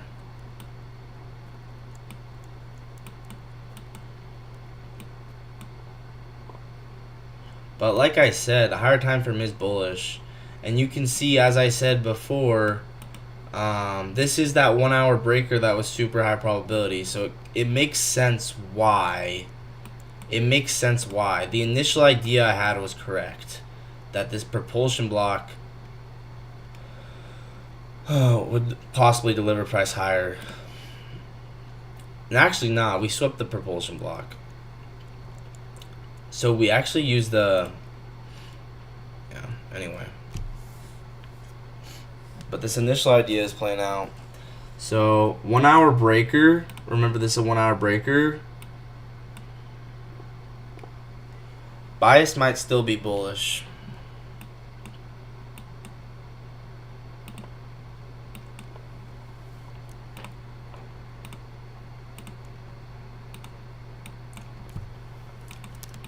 clean up the chart a little bit.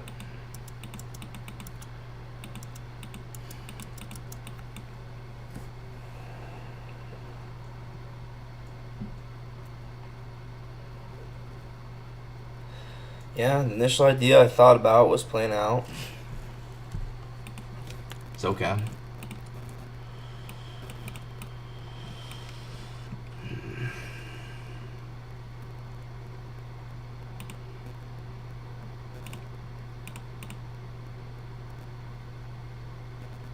And we had SMT with the rejection block. So it was just a Phoenix. Wow. Now I'm looking at this, it looks very obvious.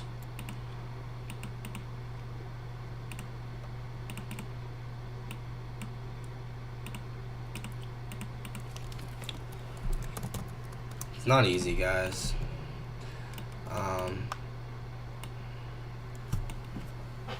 It's not easy. So the move might have been to find a buy model within this 1 hour rejection block.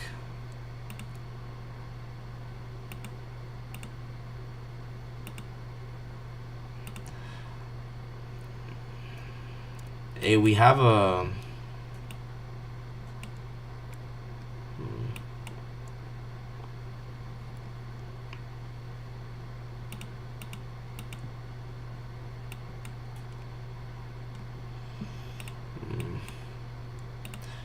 So, it's looking like at this point that manipulation leg is not going to happen.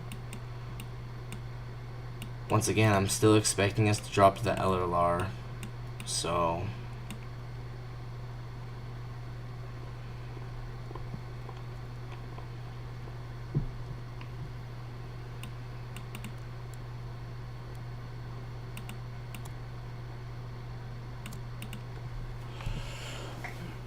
So now the new draw on liquidity might be the new high, whatever this was.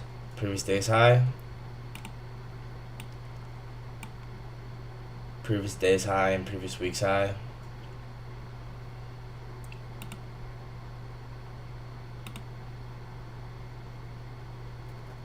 Or high of week or whatever.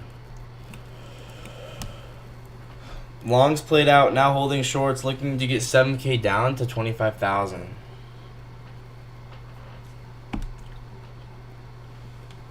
Yeah.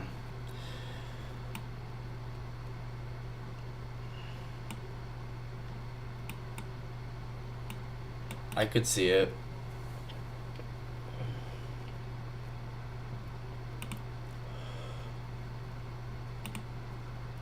I don't know, this is seeming...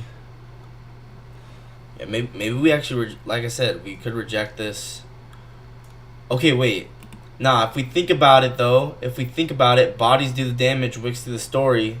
1 hour candle is going to close. We might want to see a wick do the story. You know what I'm saying? Like, there was not any wicks that did the damage. Bodies tell the story, but we have not had a real wick do the damage yet.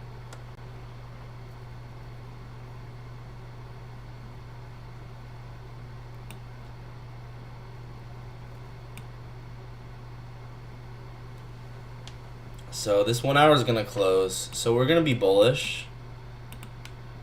But doesn't mean that short term can't be bearish. Like Javier is saying. We have this void here.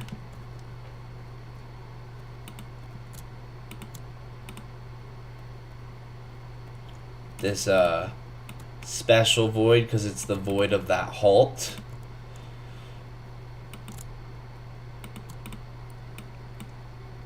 Alright, so that 1 hour just closed.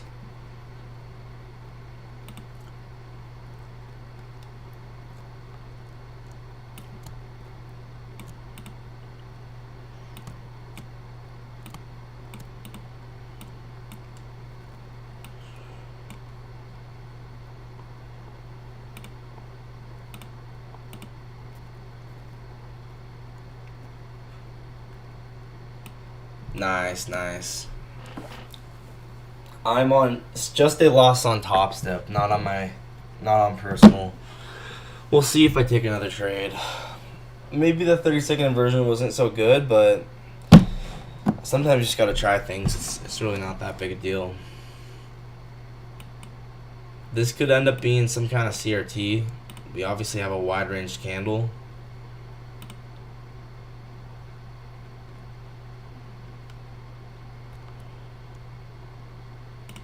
I guess I'm just gonna be patient. If there's no opportunity, that's fine.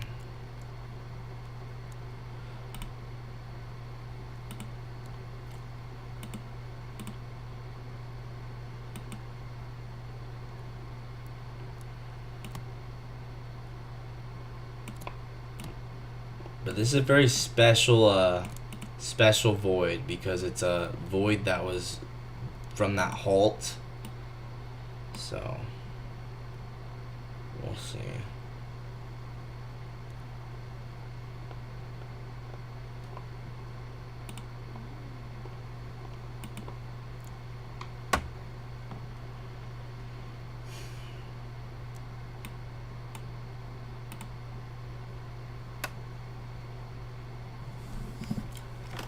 I guess I'm just gonna be patient. I don't really know what else to do.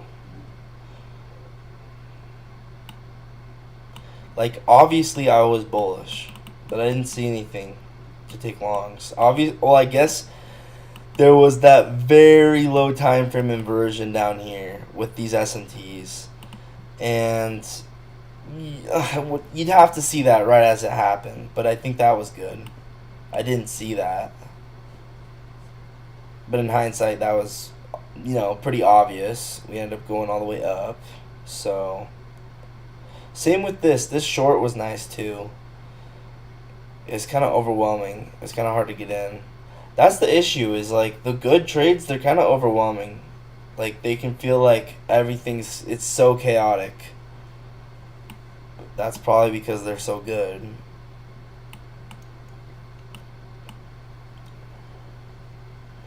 Yeah, this trade actually was not that good, honestly. It's whatever.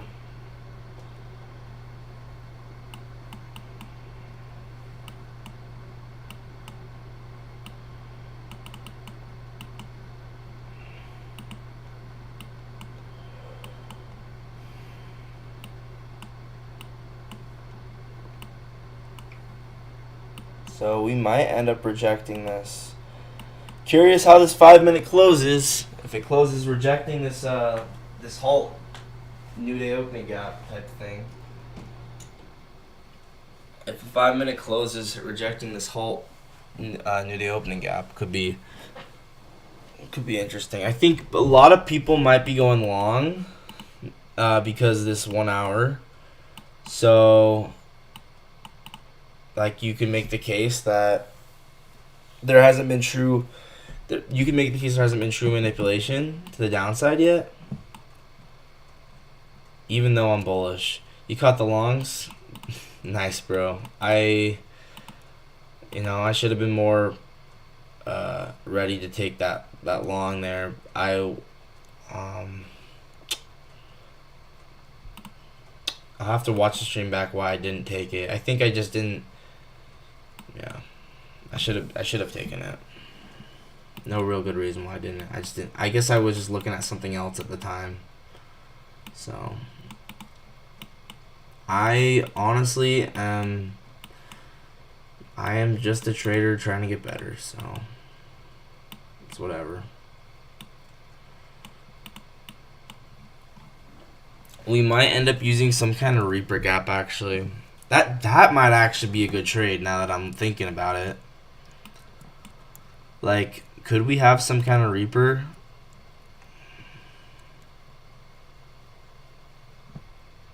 Short's looking good. Yeah. Yeah, we just got this 5-minute closure. Rejecting that halt void. I just am wary because I know higher time frame will be bullish. I don't know when, but I know it will be. So that's why I'm precautious. And I think we took all the true opens. yeah, we took all the true opens, so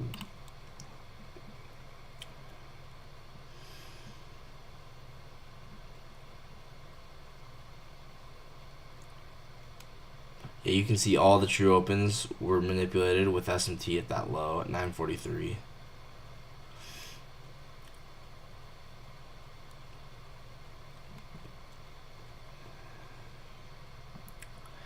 I think at this point this might just be a buy model. I'm not going to overcomplicate it. I think it's more looking like we're expanding now, which means I want to get in on the continuation to this high.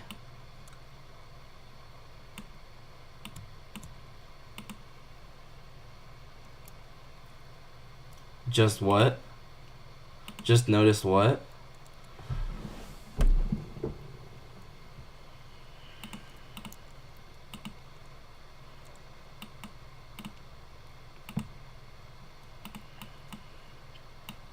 So yeah, I think what I'm thinking here is let's take a look at this 15-minute breaker, this highest up close candle, and let's see if we can find a fair value gap and discount of this. And then from here, I would like to basically enter longs off of this.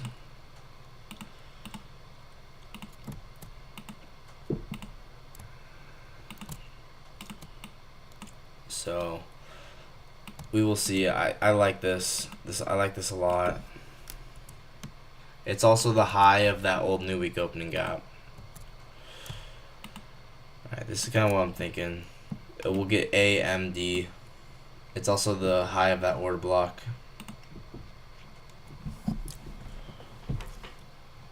So this is what I'm looking for at this point. And will be the low of this other one. No, it won't. No, it won't. I'm lying. Just kidding.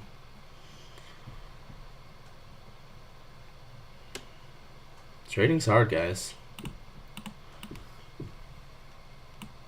So once again, all true opens manipulated into Phoenix entry right here. I don't know if we had a 2022 model. Maybe this.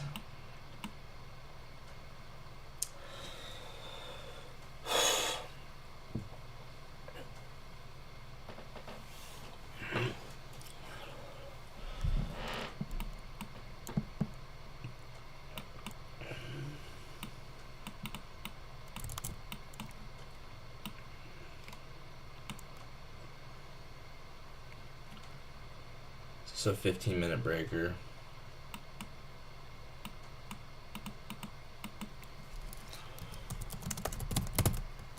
So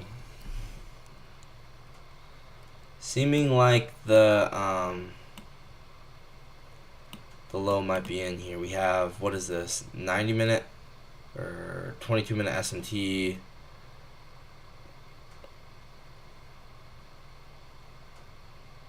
.90-minute SMT.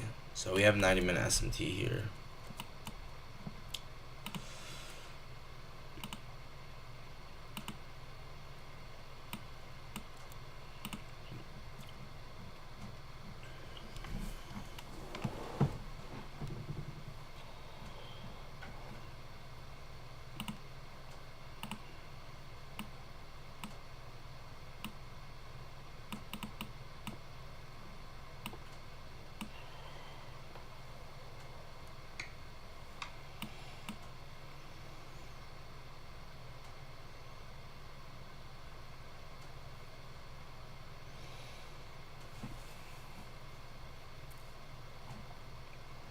We'll see.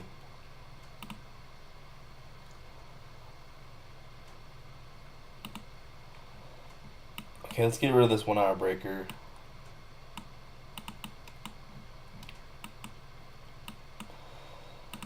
I think the PD array of interest is now this rejection block.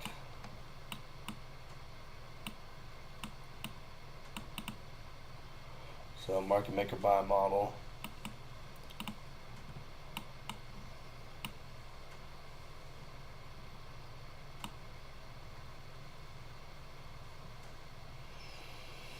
So many SMTs.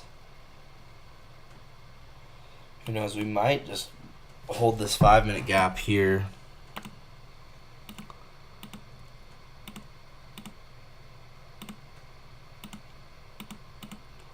And if so, then we might expand off of this. I'd prefer to see some kind of manipulation, but we'll see.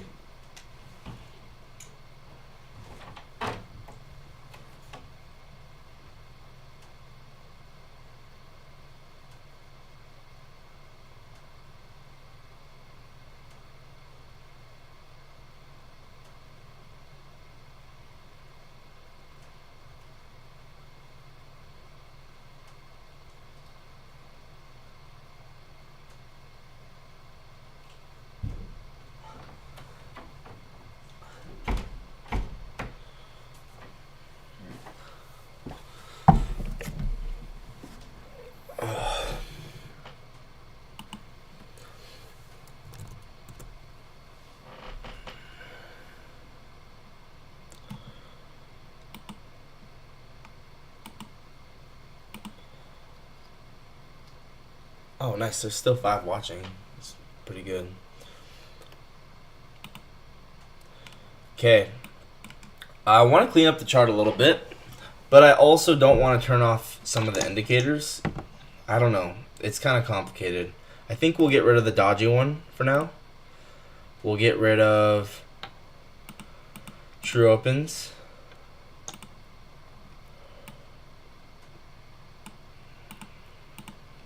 Because I do want to keep this clean.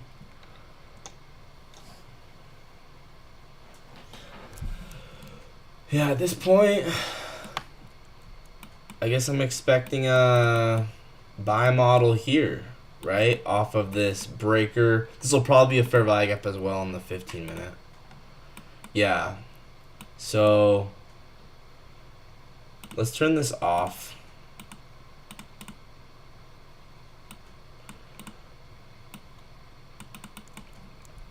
So 15-minute breaker, 15-minute for value gap.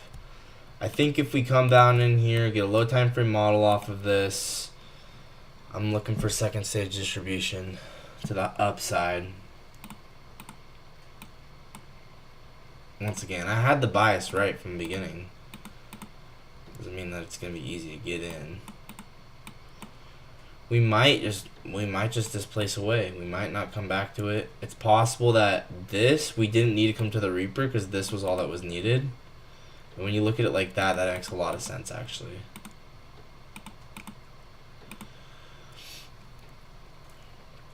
Because now we're probably getting 1 minute change in state.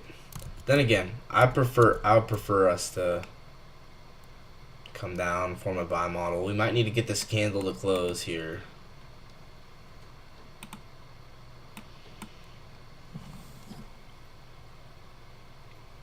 We'll see.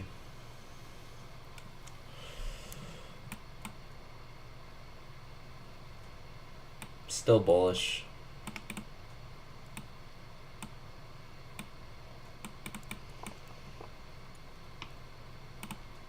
So I see this as accumulation.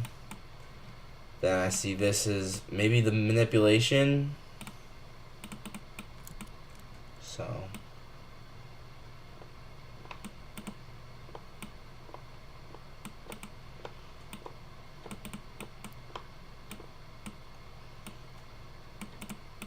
and this is the top of the new week opening gap, remember? So that's something to consider as well. That we might backtest the top of the old new week opening gap one final time. This is looking good. This is actually looking pretty decent. It'd be like a 5-minute Reaper or something like that. Yeah, looking like a 5-minute Reaper. So we'll probably look for a 30-second change in state up.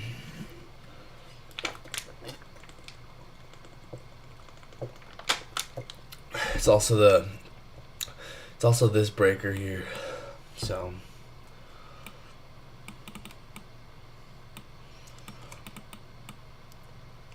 yeah, we'll see.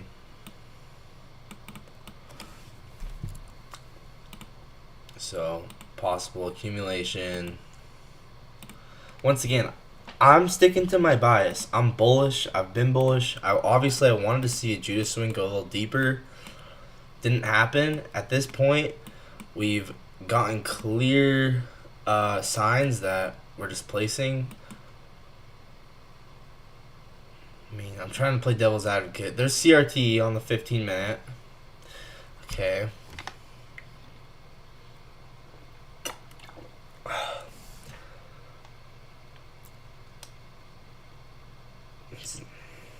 That's fair.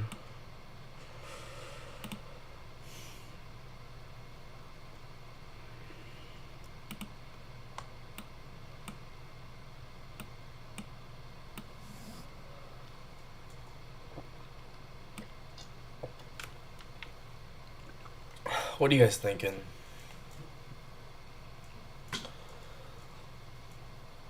Hey, we kind of have a maybe 1 minute Phoenix here. Yeah, ooh, you know what? This might be the low. It might be as low as we go.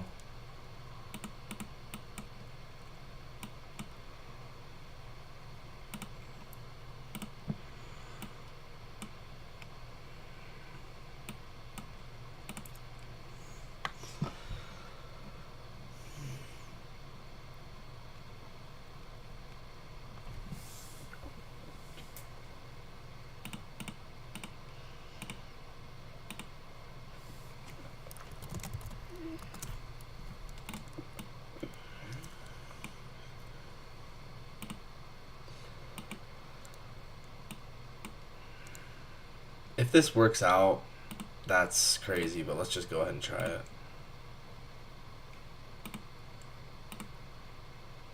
Wow, that fill was terrible. Honestly, this probably won't work out, but you guys sometimes just try stuff just to see.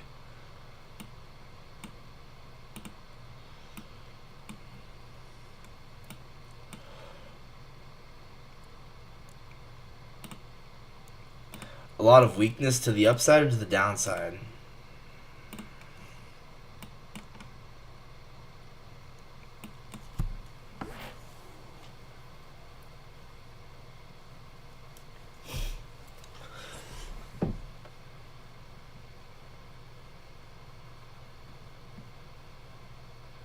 So, on the leap, I'm taking this 1 minute rejection block and 15-second change of state off of it. Yeah.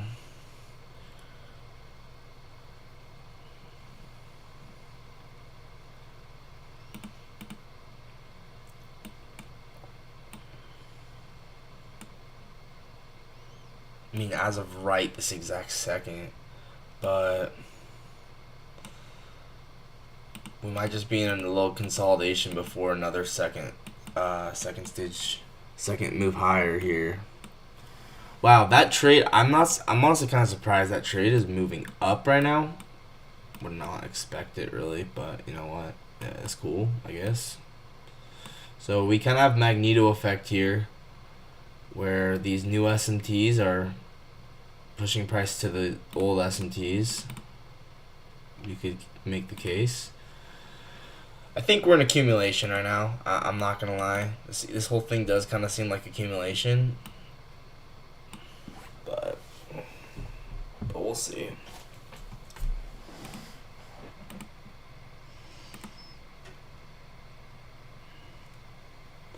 You can make a case. Maybe a 1 minute change state will reject us to go lower. You know what? That trade is actually stupid. I'm gonna get out of it. It's not worth risking. It's not worth even taking on the leap, is what I'm saying. It's just a stupid trade. Because we're obviously in accumulation right now.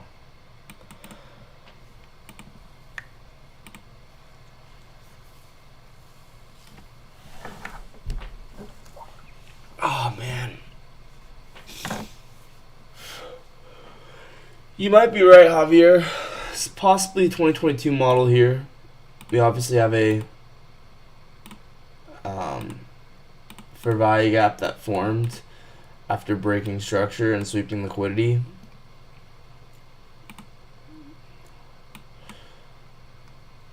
So yeah, this could end up delivering us lower.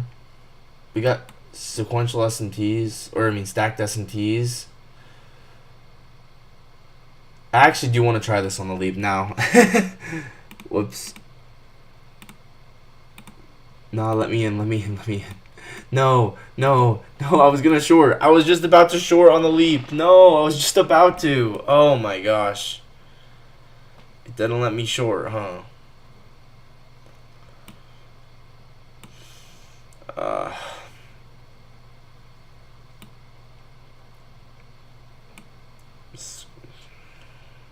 I could just say screw it, it's the leap, and just do it anyway. I'm not gonna do that. So yeah, you can kind of see what happened there. We had a SMT, we had a sweep, we had a break of structure, we had a fair value gap. We are apparently now we're getting an SMT with that low.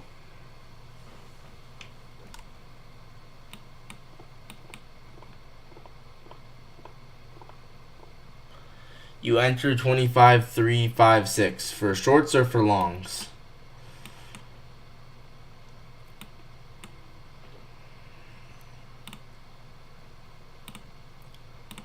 Okay.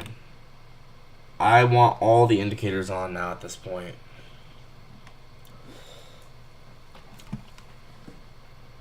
So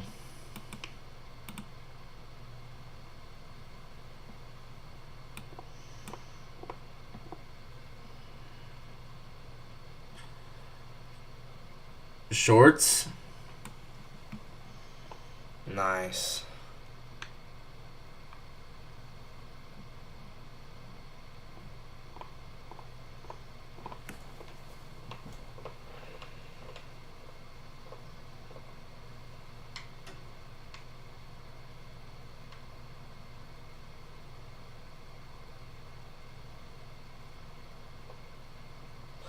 Yeah, you could, there could be a case for a fact or a possibility that, I guess we got this 15-minute CRT.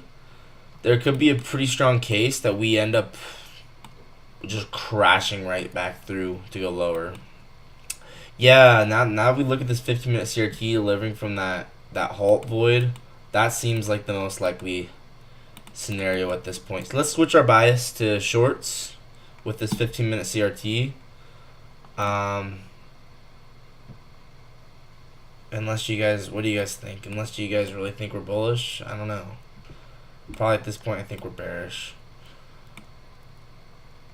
Even with this 1 hour breaker being super nice, I think that doesn't mean that we can't come back lower right now.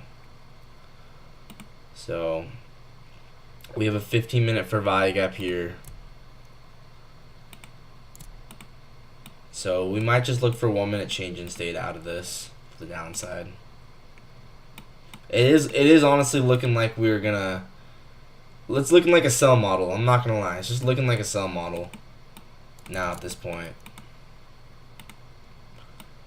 Flipping around here. Did we perfectly tap the true open? Oh, sorry, I didn't mean to make that sound. What? Did you guys see the true open? Okay, guys, I think that looks pretty strong to be bearish. The fact we perfectly manipulated the true open. Oh my gosh. Okay, so 15-minute. We got a 1 minute bearish 2022 model here.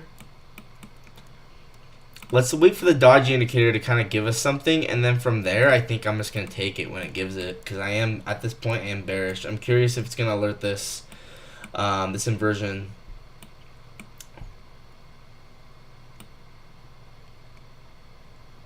Man, it really likes to do everything after I figure it out, huh? Yeah, we got this full sell model here. So 15-minute CRT low, likely the new draw on liquidity. So something to consider, right? We're likely drawn to the CRT low. So at this point, whatever we can get is whatever we can get. Like if it's not even that many points, I just want to get at least something. We got the Genesis entry looking like kind of nice. You're up 1K. Let's go. So, see, I'm thinking CRT low here is the draw. So, okay.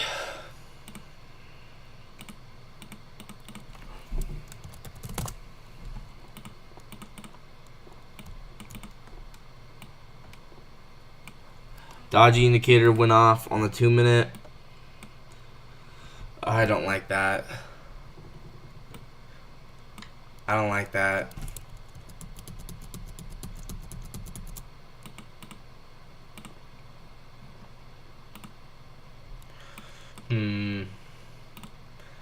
Nah, I'm not gonna lie, guys. I think my initial idea was right. What is this? Is this...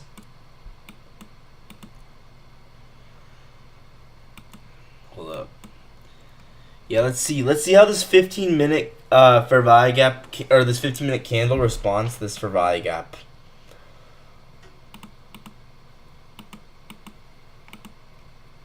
Let's see. Let's see how it responds.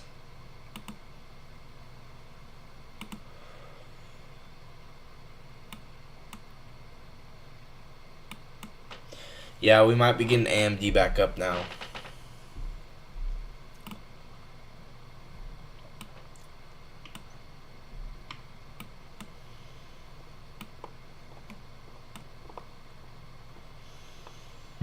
Okay, hang on. Let me think.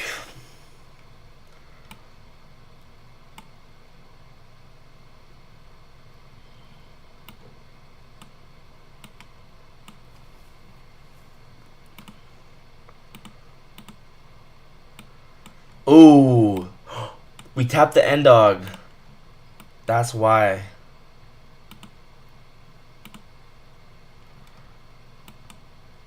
So we're using a rejection block now. So let's see. 1 minute rejection block. This could end up being this could end up holding here. So 1 minute rejection block. We just tapped consequent encroachment of it. I obviously really want a long. I just don't want to rush it, but I do really want a long. Let me think. Yeah, I don't think we can long yet.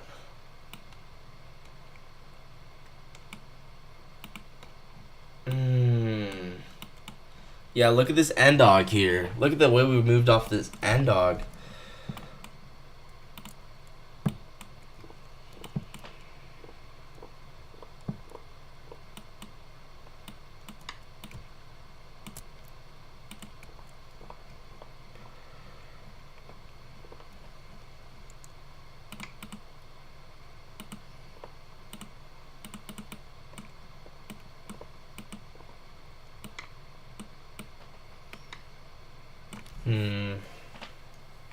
There's definitely conflicting ideas going on right now.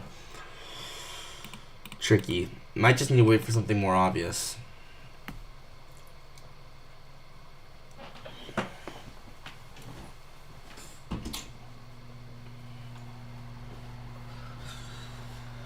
Oh yeah. Yeah, it might just be sell side of the curve.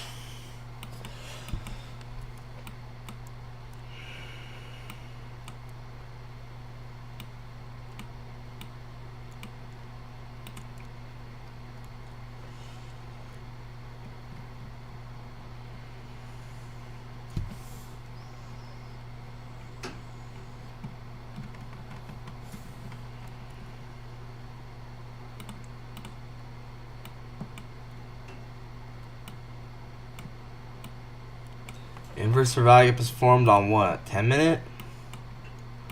Okay, good to know.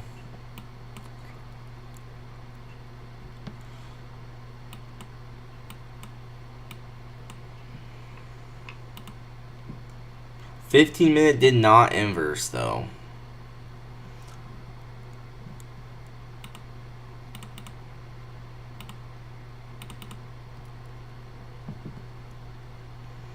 I just gotta look at what's going on live is the thing. We might need to just rebalance this. This range here. If we rebalance this range, brings us down into this gap.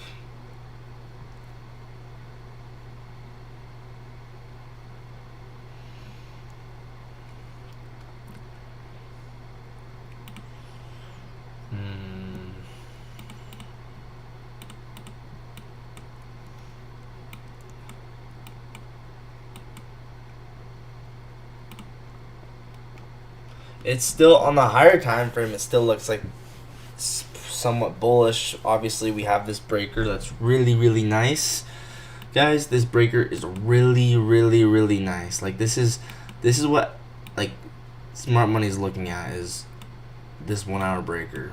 So I guess with that in mind, let's see if we have 5-minute change in state. We do. It will be about when we rebalance to this. So I'm gonna look for probably a second stage distribution off of this. So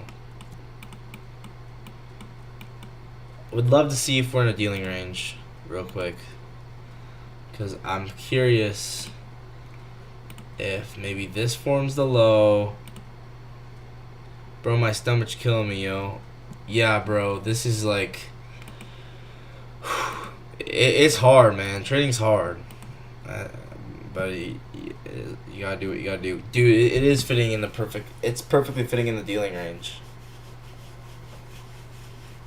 I mean, I know, like, I don't want to get distracted by gold block, but this is perfectly fitting in the dealing range really nicely. And then we have this to target to the upside.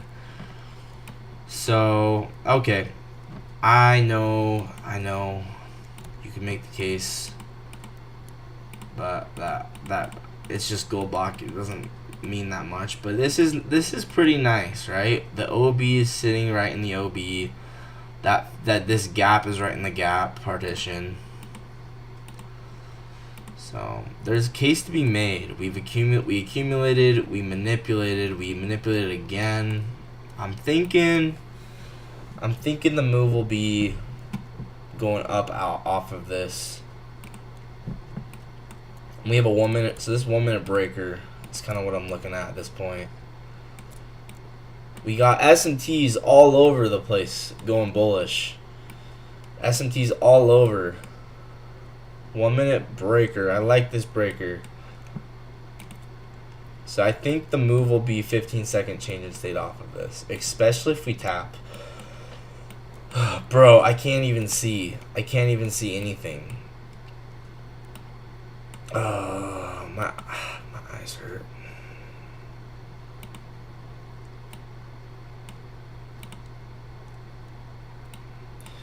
Yeah, kind of curving this event horizon here.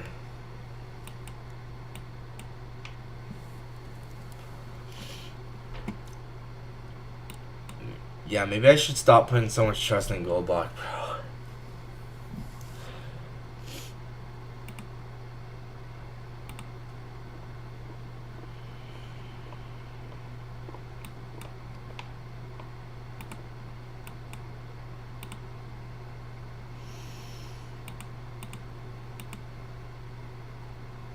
Still bullish.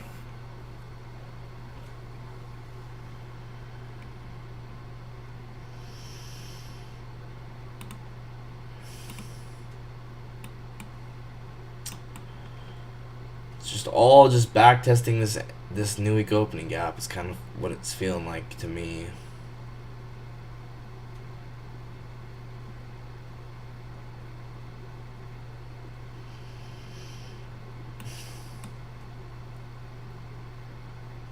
Maybe we need to come down to this one, but I don't know. Wow.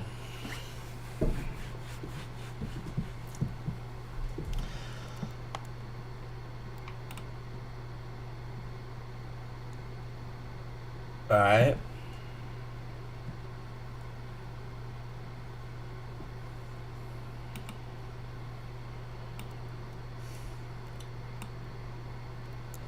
Now I have this breaker.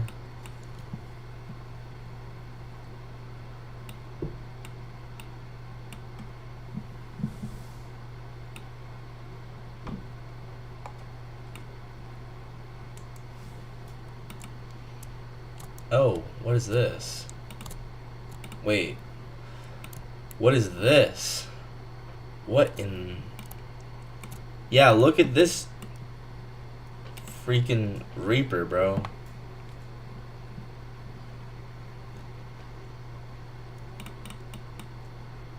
Still bullish, dude.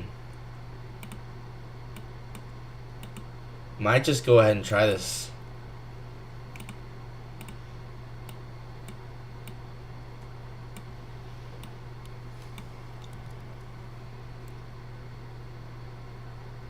Okay, let's go ahead and try this.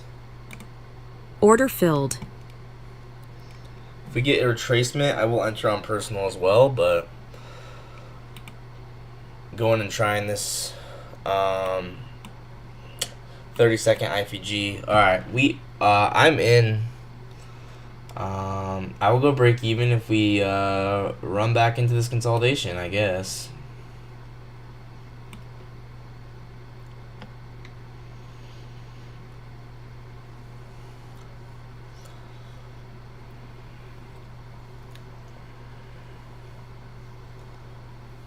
Like I said, higher time frame should be bullish. So I will go break even if we take this, and then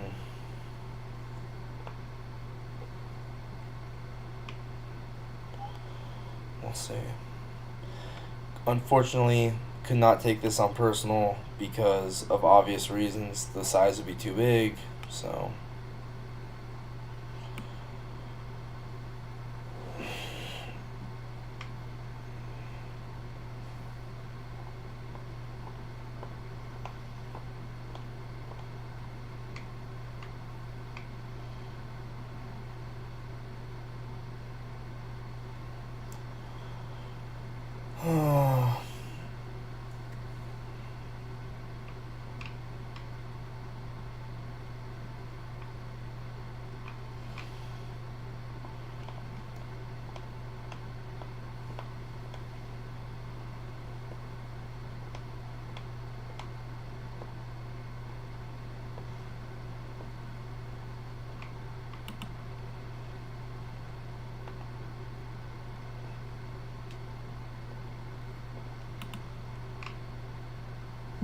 higher time frames are just bullish, dude. I'm not really trading that for anything. We went down, used that Reaper gap, so higher time frame is just bullish, and it's a high time frame buy model. So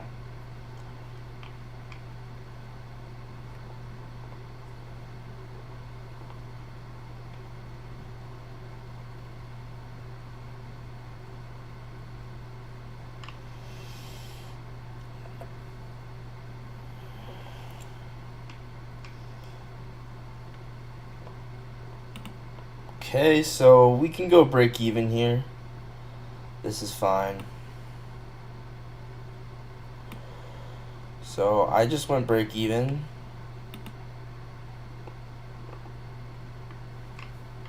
And I guess I'm just gonna target, let me think.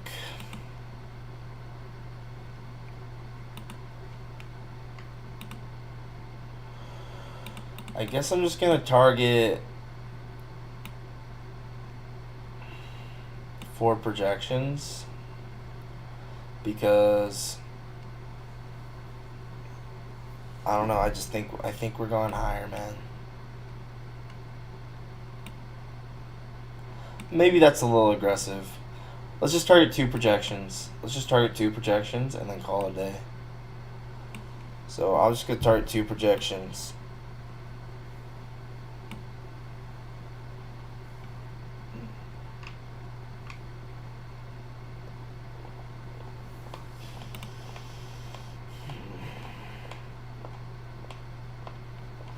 So the 2-second projection will be 25,394.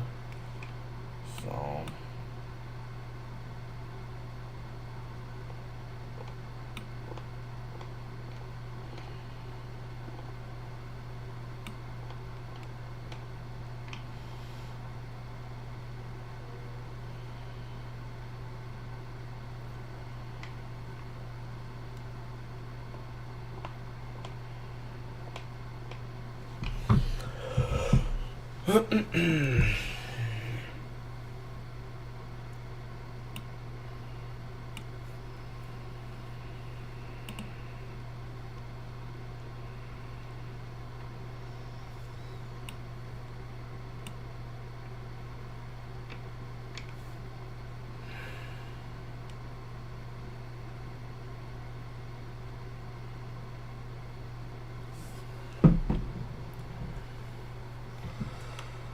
Higher time period. End of story.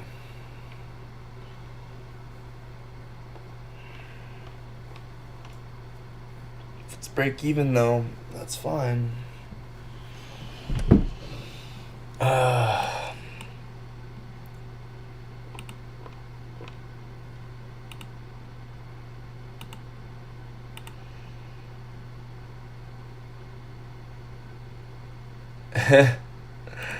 Lol.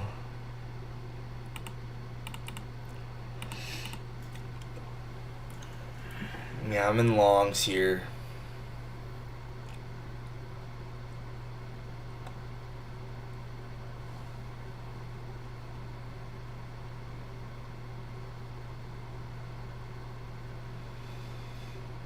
I want to see us go up here.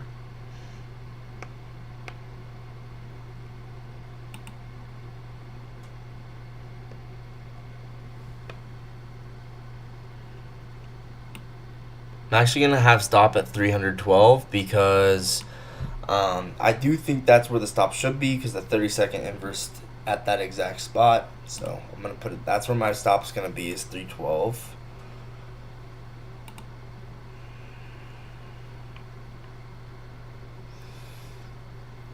So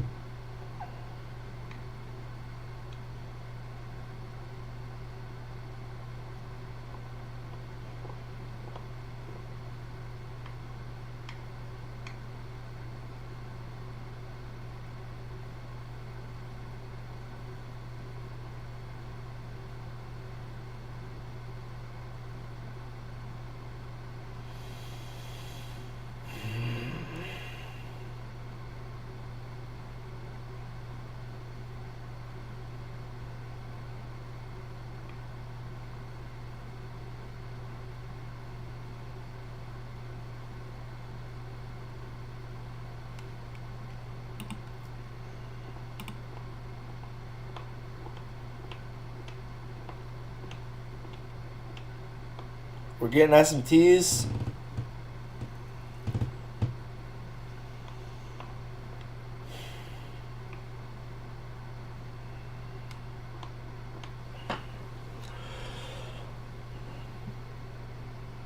And it's at 369 time. Okay, this should go up right now. Okay, I think... You don't think we're going to chop around a bit? Depends, dude. Okay, I think now we move this to actually break even. That should have been the low.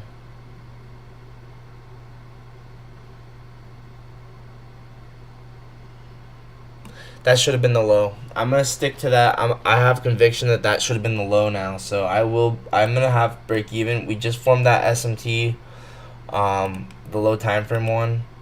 So this should be the low. We either go up or we don't here.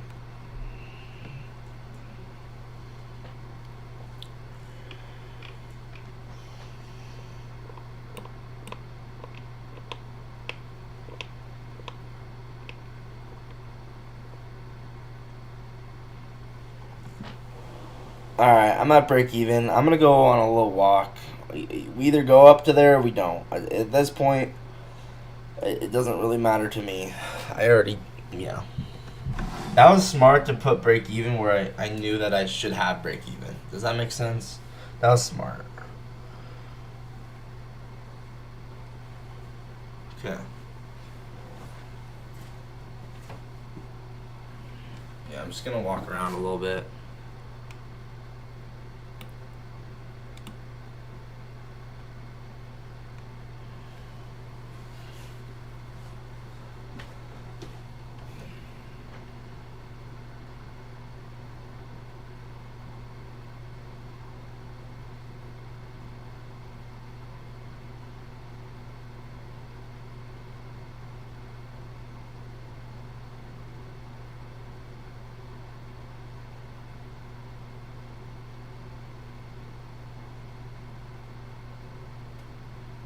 Order filled.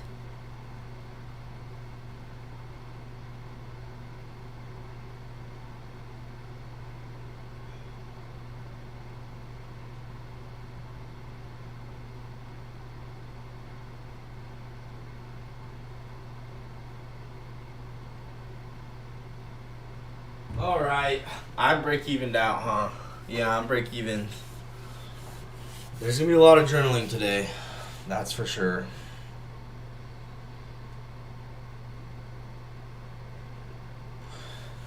Okay, so I have unlimited break evens. So that's the nice thing about break evens. So I could take another trade, but I'm like very hesitant to at this point. Maybe if we get the... Oh, you know what? Was that the GB partition that I was talking about?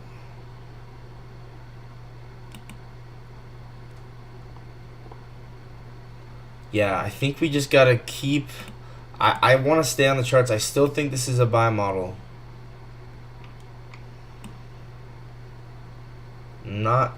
I think you know, we're still in the game here with this idea. Rejection block in the rejection block partition. Okay, I'm gonna take a trade off this rejection block. It is in the rejection block partition. And now, then again, maybe it doesn't.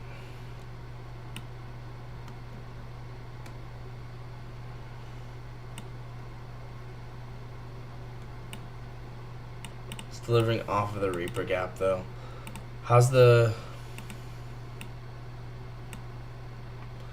I'll think about it. I'm not gonna rush into it. I mean, the rejection block, the thing about it is it didn't really take liquidity.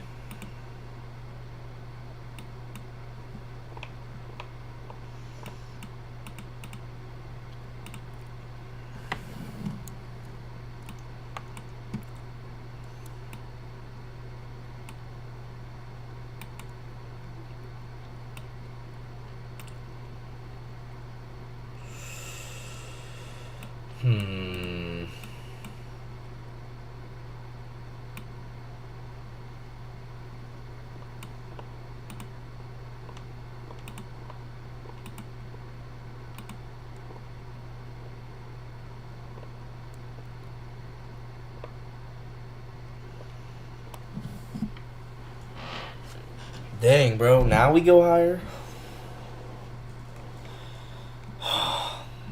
That's so stupid.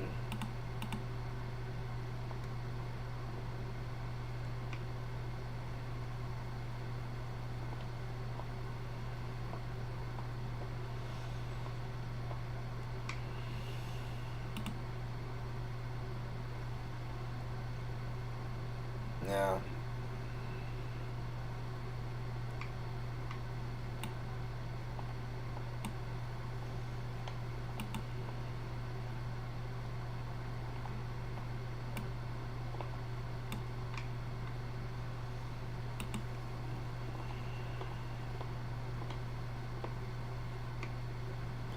So, lesson here, maybe I should have just. Dang, dude. Lesson here is maybe I should have not gone break even. Man. I don't know. I'm not super sure. I'll journal everything, it's fine. No, I think break even was okay.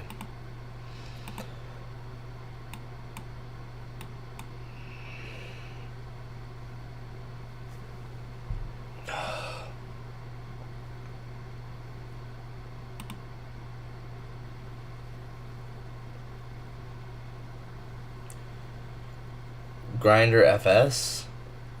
What?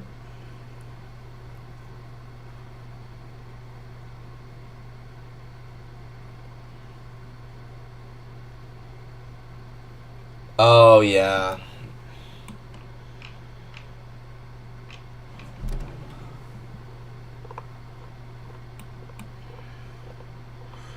Well, guys, I might just call it.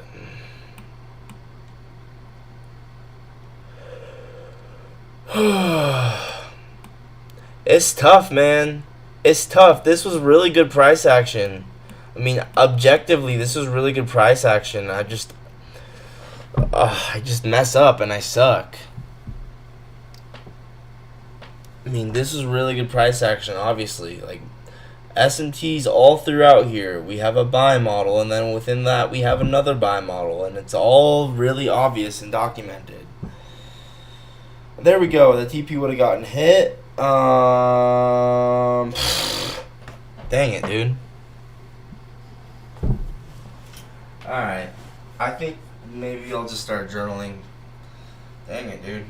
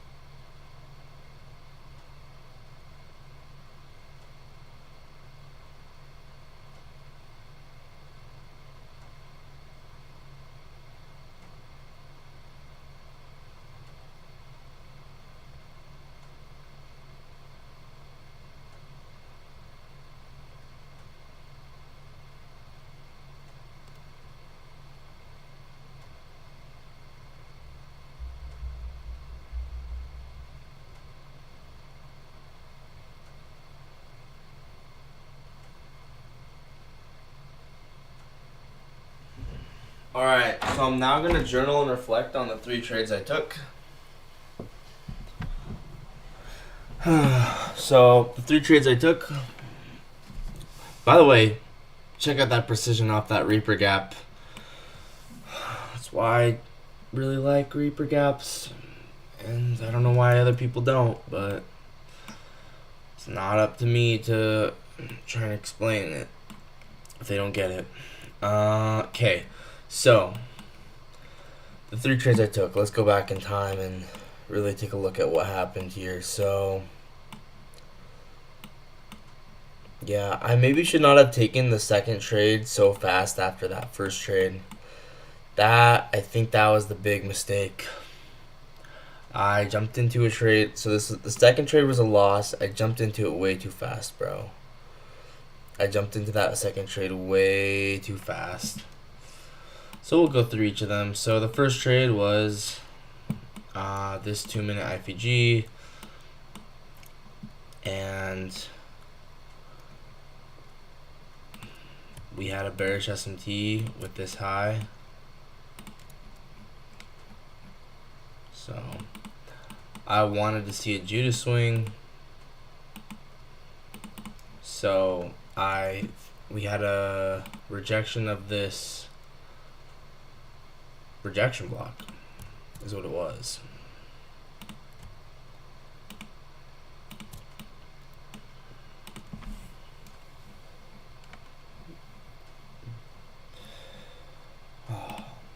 I'm actually making some food right now, so I'll be right back. I'm gonna get something to eat. I'll come back and then I'll finish. I will put everything in my spreadsheet. I'm done not doing it every day. I'm gonna make sure I do it every single day. Record all the trades. So.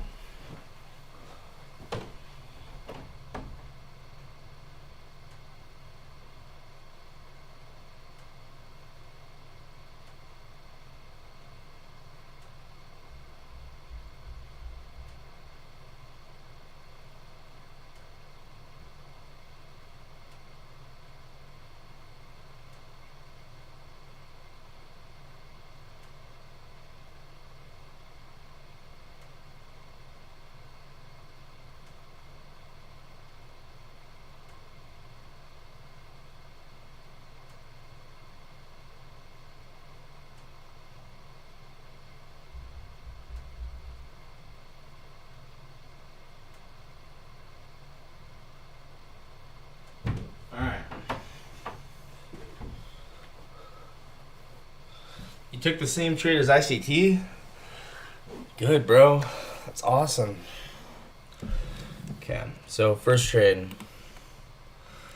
So, first trade was break even. And let's get rid of the indicators for a second. We were above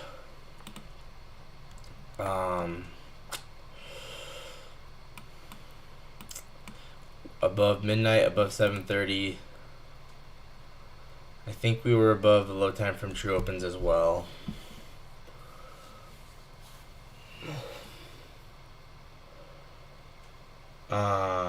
Let's look.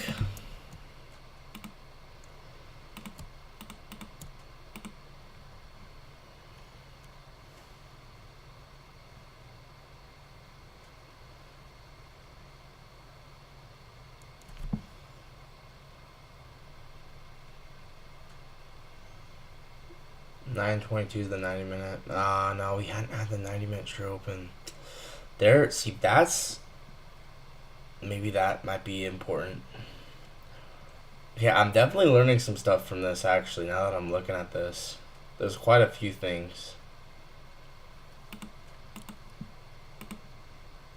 So this was the real move I wanted to get in on. Okay, there's a lot of notes on this. I'm going to go put this in. So this was a inversion for value gap on the 2-minute. And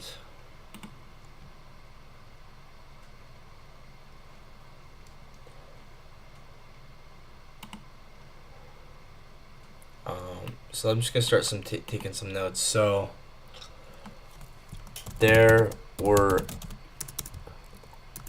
quite a lot of obvious lessons with this trade. First, the delivery from the HRLR. When it comes to HRLR, a lot of the time you want to see it sweep the trend line. This did not occur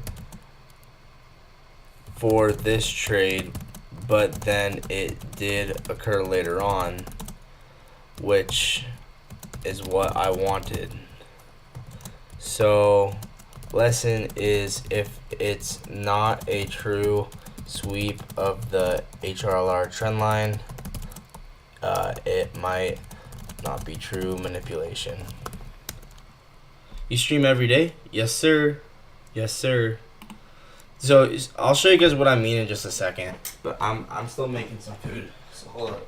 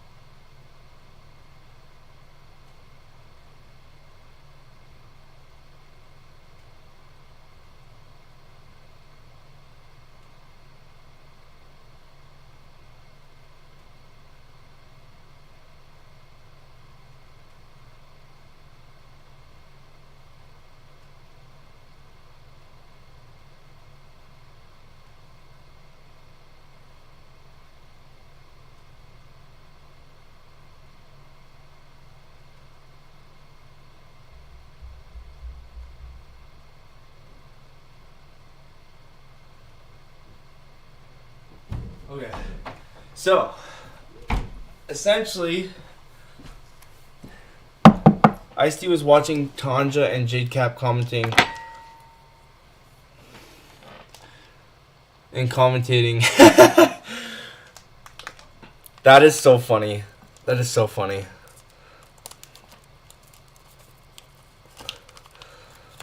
JadeCap's pretty good, but I don't know.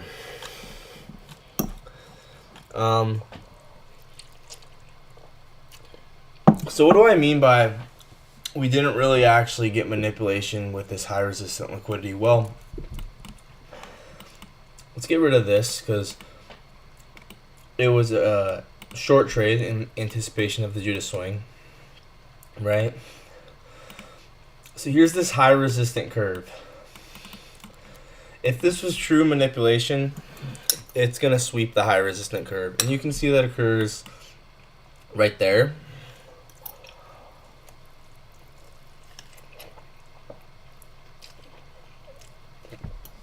Later on. Now, I guess you could maybe make the case that that's not necessarily always going to happen, but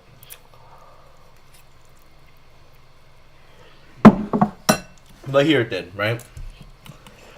So not enough of a violent manipulation.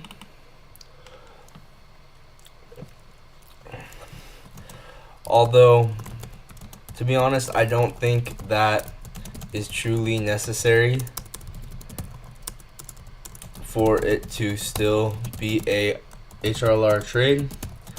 I do think that it wasn't nearly obvious enough that it was manipulation.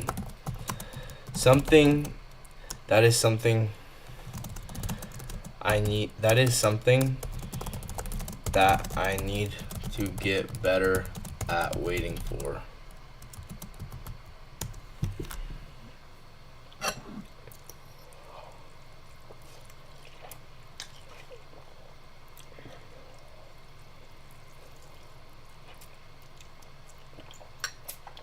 So I think I was gonna take it as like a 5R or something. Final TP was like 5R, and then average would be like 3. So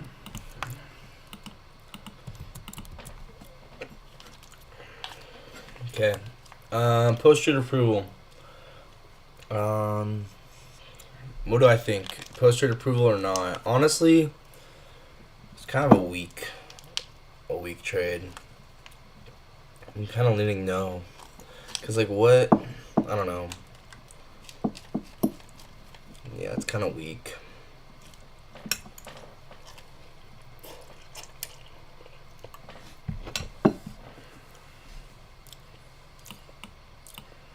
So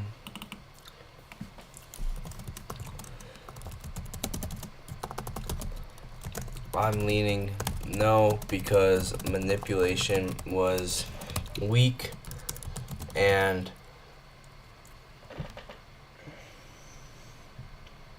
yeah, it just wasn't obvious enough.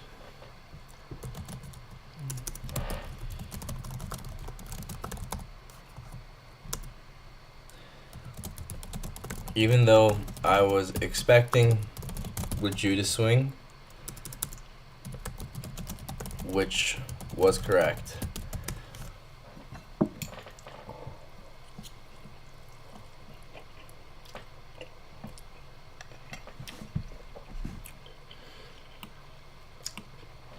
So yeah, no approval. This was at. Hey, it was going into the Hydra macro though.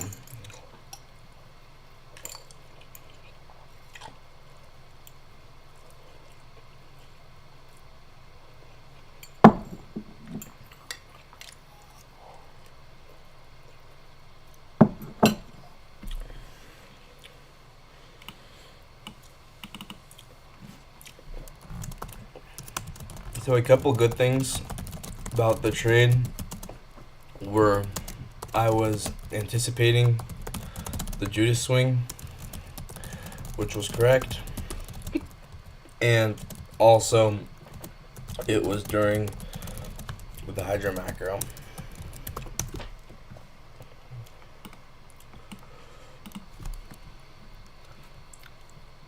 Almost got stopped out. Oh my gosh. No, I took a loss today. It's okay though. It wasn't on personal. It was just on Top Step. So, because I can't take trades on personal unless they're a risk level 5.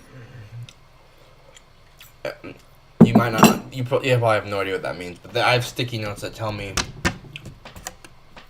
everything. So okay.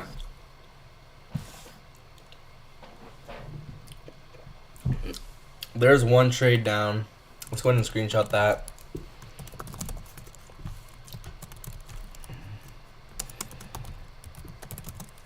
Oh.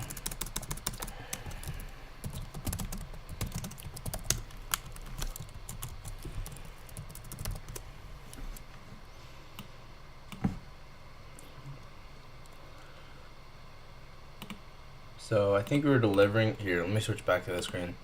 I think we were delivering from this 5-minute gap. Yeah. No, it was delivering from a rejection block.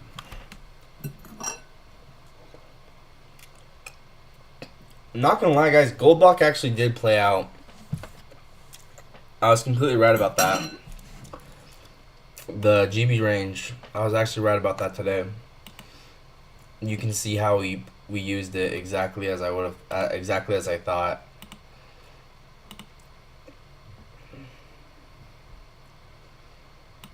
Let me show you. I'm pretty sure we did. I don't know. Maybe I'm wrong.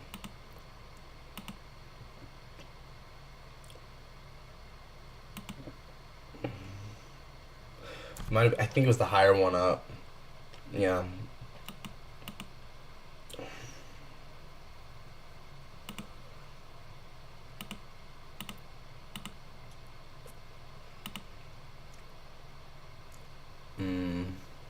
Okay, I might have actually been wrong about Gulbach.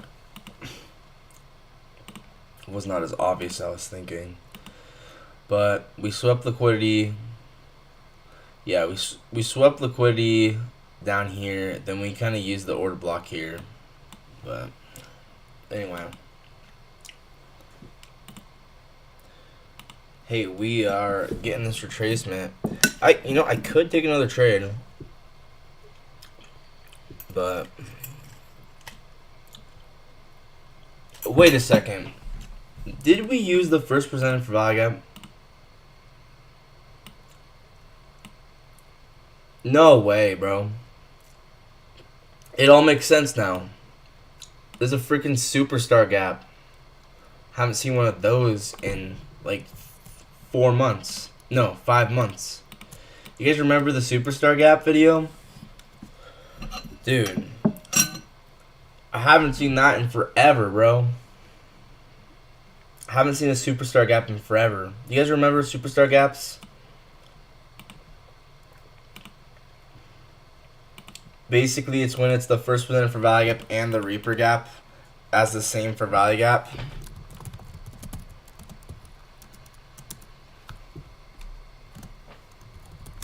Dude, I haven't seen that in forever.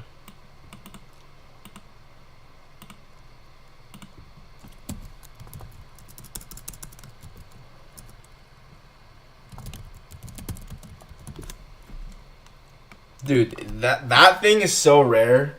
I'm not gonna lie, guys. That is so rare.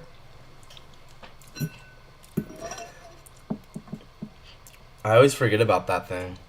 It's been like forever. I'm not done. I still have quite a bit more trades to review. And who knows? Maybe I'll take another trade. I don't know. Because the reason I didn't want to is because we were so far in premium, but now it looks like we might get something.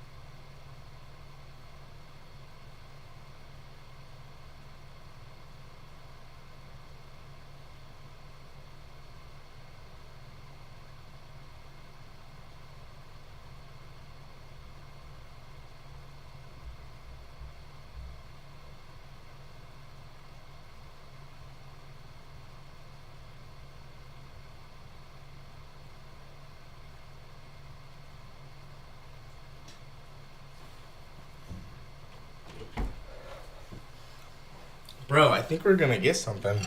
I don't know about yet, but maybe soon.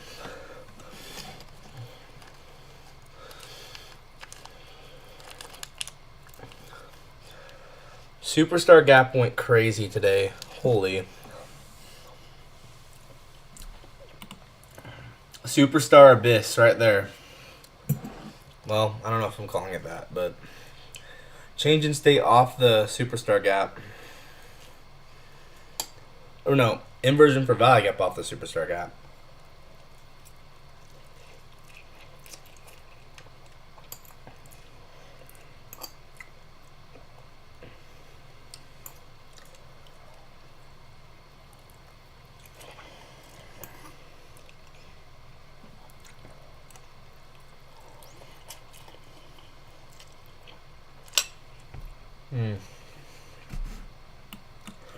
And it's at 369.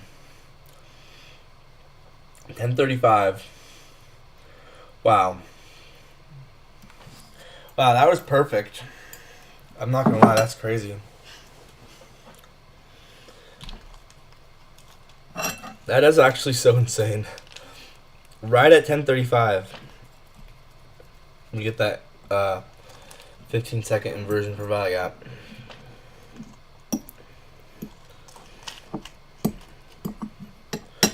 That's crazy.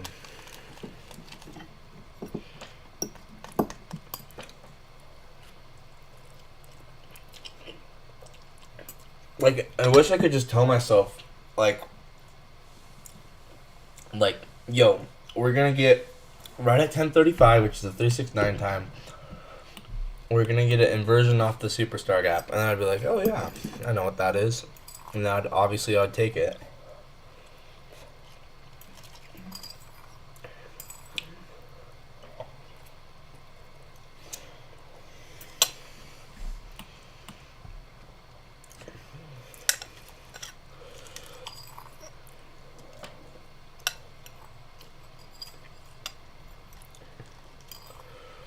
Yeah, I think we're gonna go higher.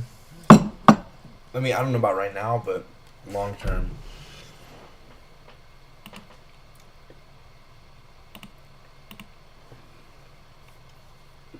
Maybe we'll go lower short term. Especially if we inverse this to the downside.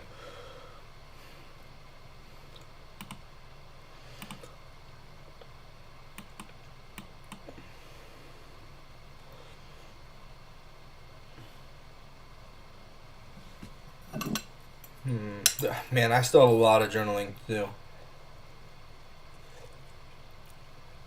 What a cool day, though. This is a pretty good day of price action. Honestly.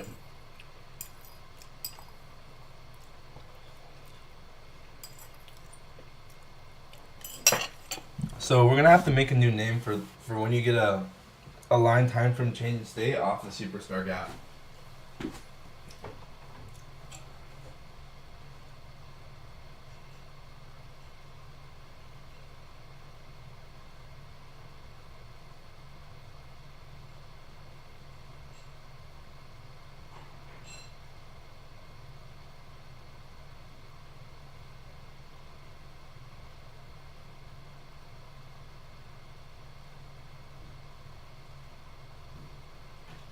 And I consider IPGs as valid for flow state as well.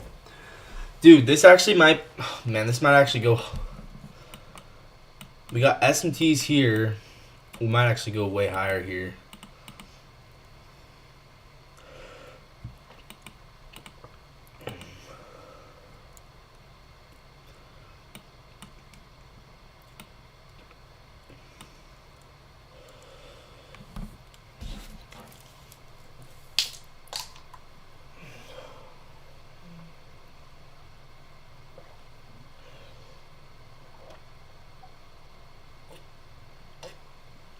Yeah, because the drawn liquidity is higher.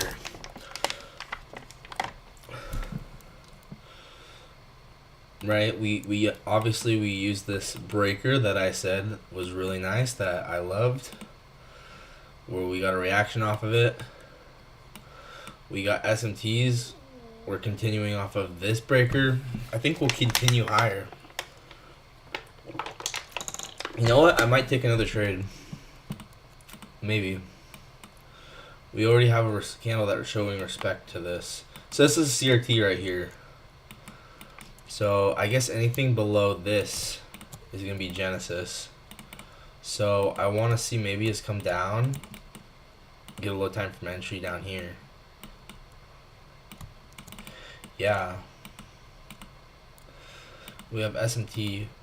We rebalanced the and the dodging indicator went off too. Okay, I'm actually really considering taking this, something like this. So, because once again, I'm bullish. So,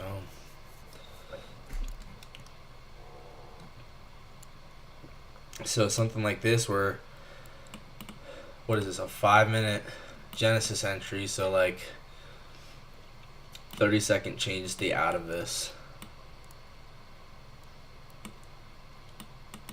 It's also a 2022 model, you can see clearly. right? We swept out the lows. So it should be Magneto effect as well. Dude, I'm liking this a lot. Okay, if we come down to this,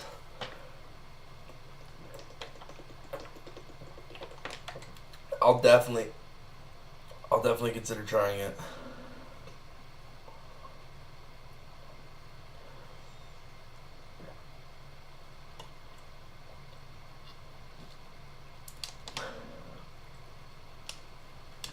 Because higher time frame is bullish.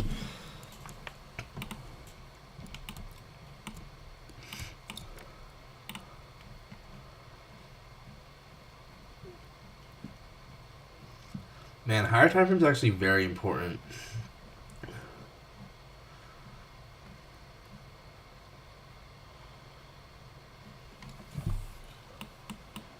Okay, we should probably finish journaling this.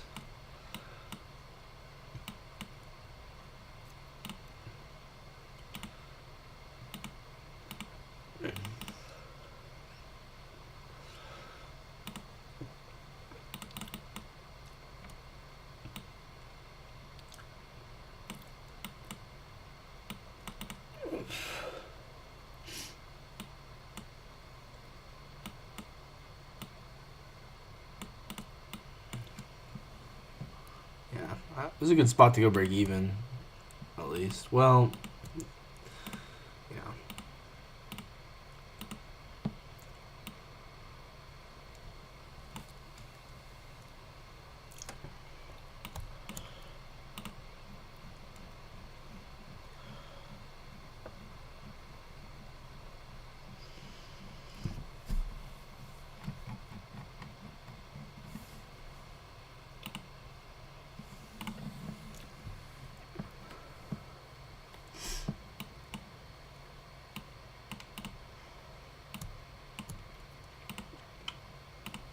Okay, we're probably not going to come down there. We'll see. So I already kind of put notes on this, so I'm just gonna let it be now.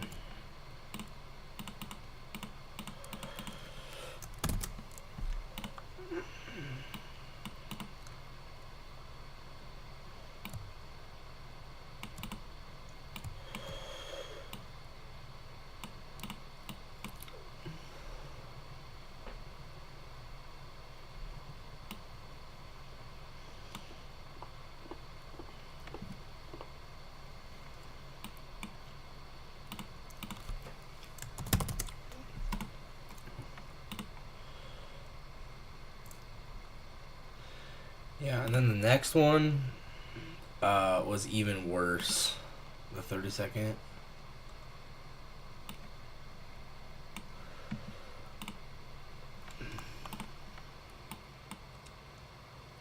Then again, I kind of thought, yeah, that's okay.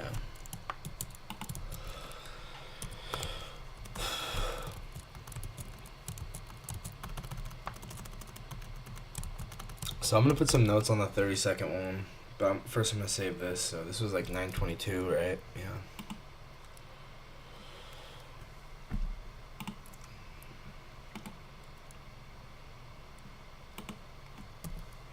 Oh, I gotta go to December now. Almost did a whole year of back testing. It's crazy.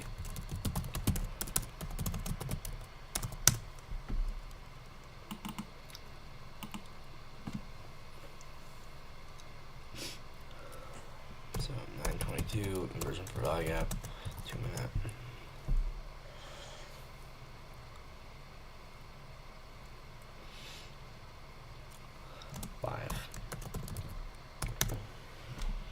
Okay, are we getting this?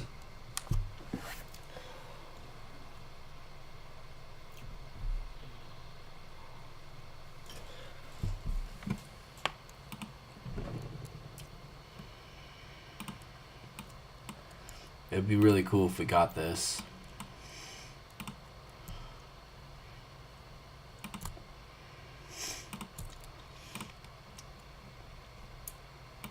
So So it's like a 2022 model and also a Genesis entry at the same place, I guess.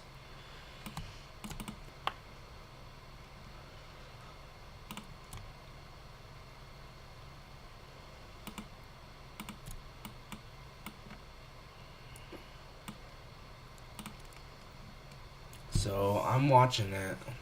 I'd love to see us come down there. But we'll see.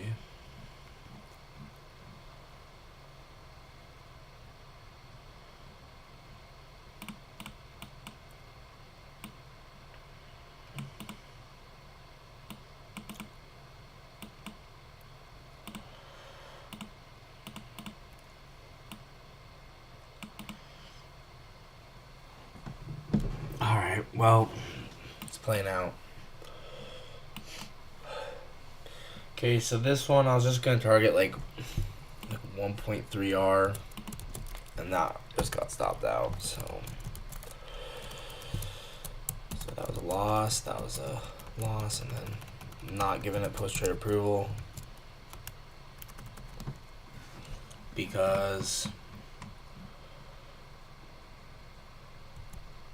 I guess I probably should have just gone break. I probably should have been at break even is why. Or that's one. What's one issue? I should have been at break even.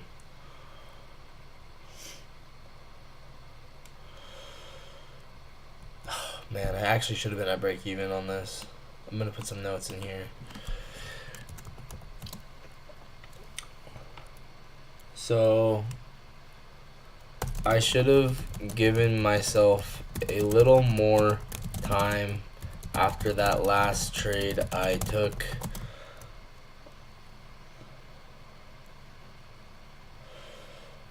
It was a nice IFG, but I got a bad fill, and because of that, I didn't want to go break even, and I should have. I should have definitely gone break even. So, a couple lessons are always go break even. Well, I honestly think it was okay to not go break even, but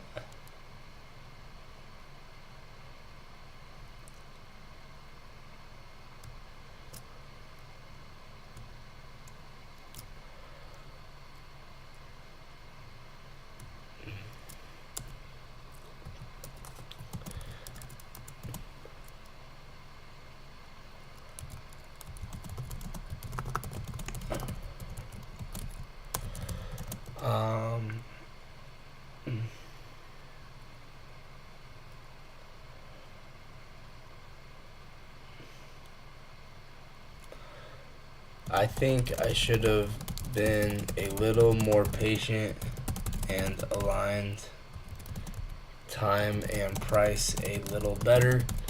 Maybe waiting for an inversion to fail first or something like that before taking a trade.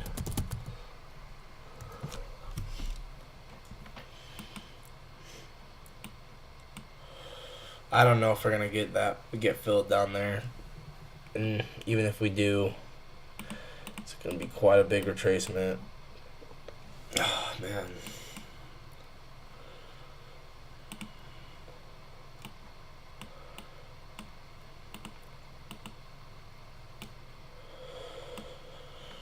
It's hard. It's hard. I'm trying my best.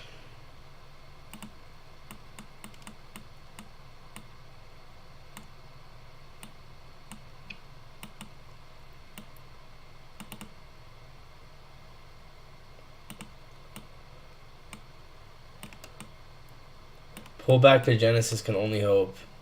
Yeah, well, even if we did that at this point, I don't know how good that would be. Because, yeah, I don't think it would be good if we did that at this point. The reason I say that is because look how many candles it's been.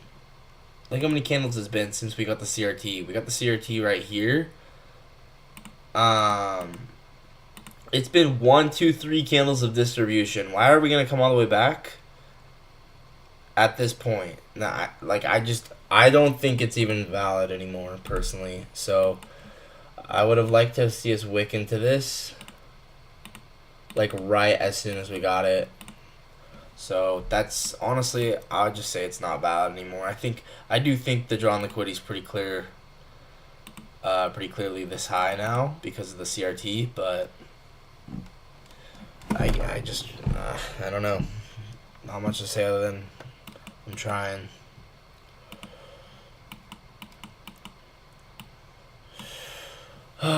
And yeah,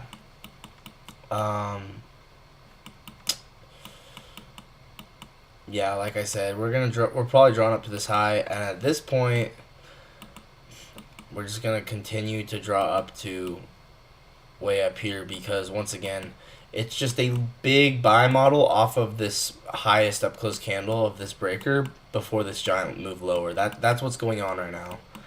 Is the market's referring back to this 1 hour highest up close candle, and we're getting a buy model off of it, right? That is what's happening, and I knew that this whole time, but doesn't mean that I'm gonna necessarily be able to get the trade.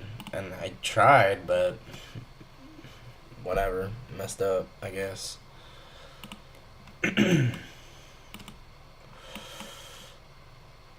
Alright, 932. Yeah, it's really not a big deal. Let's just finish this up so I can be done. Okay, journaled that. And then the last one. The last trade was the best one. And I should have held this. So the last trade was the best one.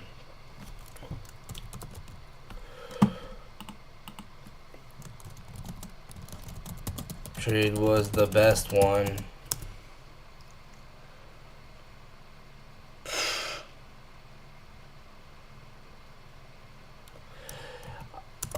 Huge lesson here. Here is I needed to keep my break-even point where it was supposed to be and not move it once the high was taken a second time. I know that can be smart sometimes, but in this case,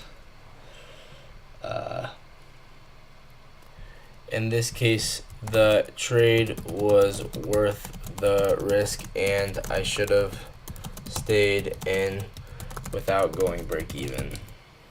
Or no, not I was stayed in with the original break even point that I was supposed to have. So what am I referring to? Well, you can see this inversion for value gap here, right? So there's a huge learning opportunity with this. First of all, we are delivering off the superstar gap. Remember that, the Reaper. So why is this? What even is a superstar gap? So you can see this is the first presented for value gap, right? This is the first presented gap of New York session. So here's 930. There's the first gap. So this is the first presented for value gap. It's also fair value gap in the discount of this breaker, making it, I nicknamed this the superstar gap, and it's going to be like one of the strongest PD rays that exist in the market when it's a Reaper and it's a first presented for value gap. So I had to just hold it. With that idea. Or I had to keep my break-even point where it was supposed to be. Not to mention the fact we were delivering from a superstar gap, which is something I didn't realize in the moment, but with that in mind, honestly, I could have just gone in with no break even because of conviction.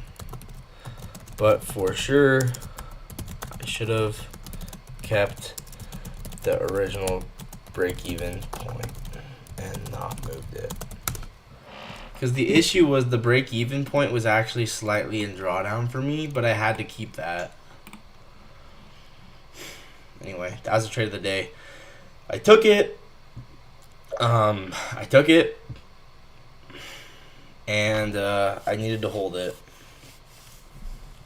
It's okay.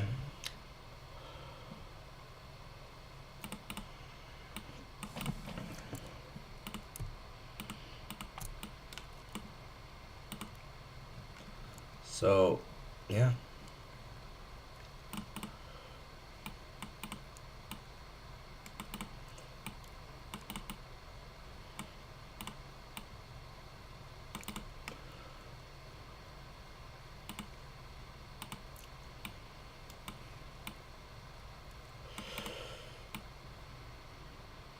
So what do I mean by I need to keep the original break-even point? Well, I knew my break-even spot was supposed to be here. I got filled like here, and so something like this. And so I knew break-even had to be here. And it's unfortunate because, well, I knew break-even had to be here, and I moved it here, and I got break-even. Anyway.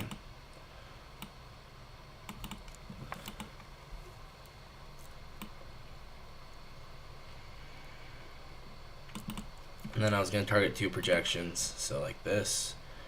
Project this out. I was actually going to measure it out like this.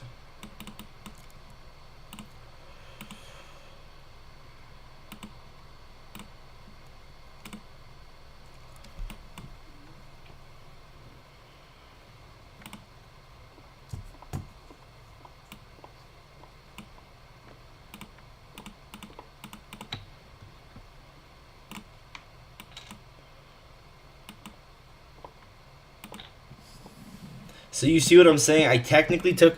So because of this... So because of this issue, I technically took the trade incorrectly. So let's say... Here. This is very important. So if I get a bad fill in the future...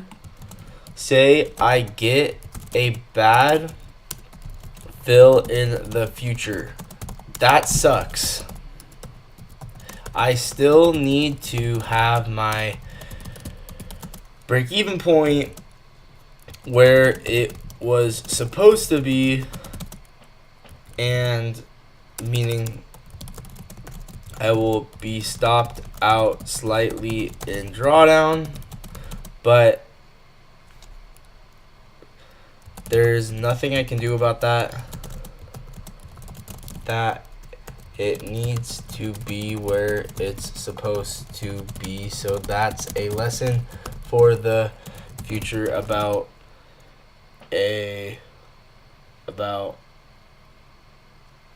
how to actually execute a trade as I am supposed to. Okay. So yeah.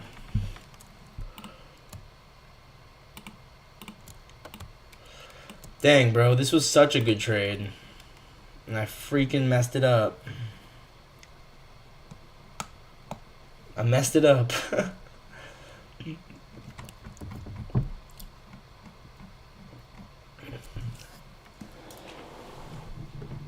That's whatever.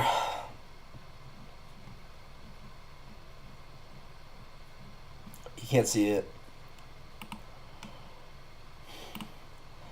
I mean, when you look at it like this, it's like, oh, it should have hit TP. It's like, well, technically I got filled here, so technically I got break even. You know what I mean? So it's like, oh, that's the stuff that you don't get from back testing. That is something that you're not gonna get from backtesting, and you're just not. Yeah, it's only in forward testing you're gonna learn stuff like this. How to manage positions correctly. That's whatever though. It is what it is. Whatever. I'm gonna keep learning.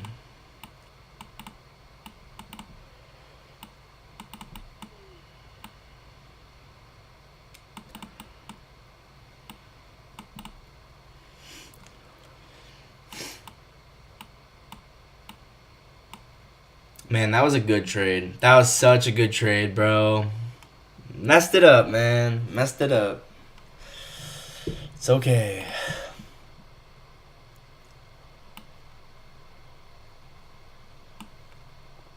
Alright, let's go post these on Twitter and put them on Reflect IQ. Not to mention... yeah. 10:36. Conversion for value gap on the 32nd. Live.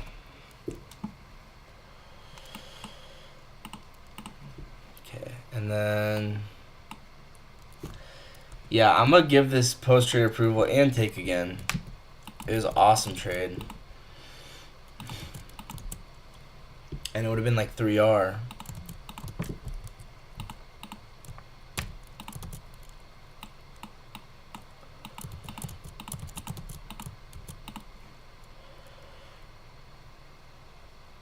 Did you capture this?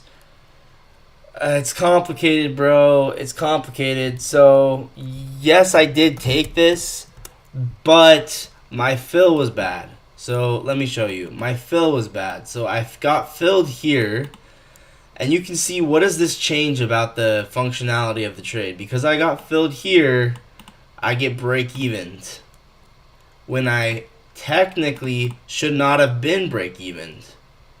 Right? So this is something that I'm not going to learn from back testing because it's different in forward testing, right? I might get a bad fill. Because of that, my break-even spot is higher up, which means I get break-evened out when I shouldn't have been break-evened out. So the lesson is when you're taking a live trade, even if you get a bad fill, you take the trade like as if it's a back test, right? You take the trade as if like, okay, the break-even spot needs to be exactly where I entered. And then all of a sudden, okay, wait. Now I'm taking the trade exactly according to my back testing. Now it works.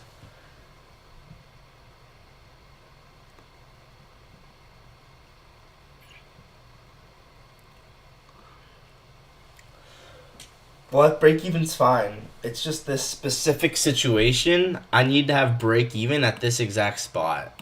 And not here, but here. That's the lesson. That's the lesson. Because I didn't go break-even at this high. I went break-even at this high, which was correct. It was all correct. Hopefully that makes sense, right?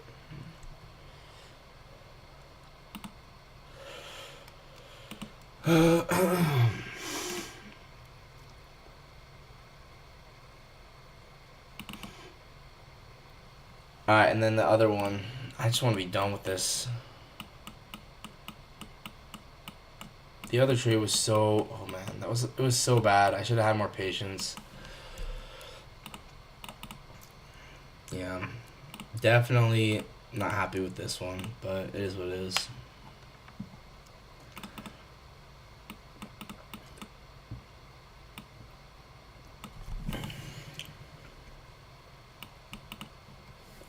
Because I was in the mindset of, well, it's already the higher time frame inversion, so anyway.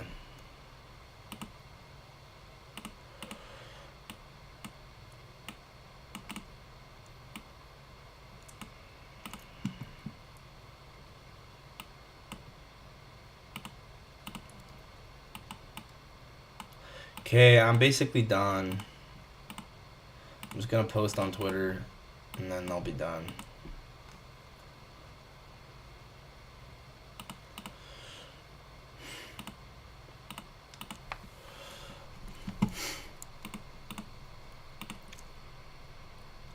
Oh, and I'm gonna put the trades in Reflect IQ, and put the trades in my.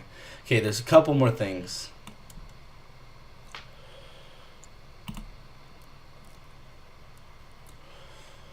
$932.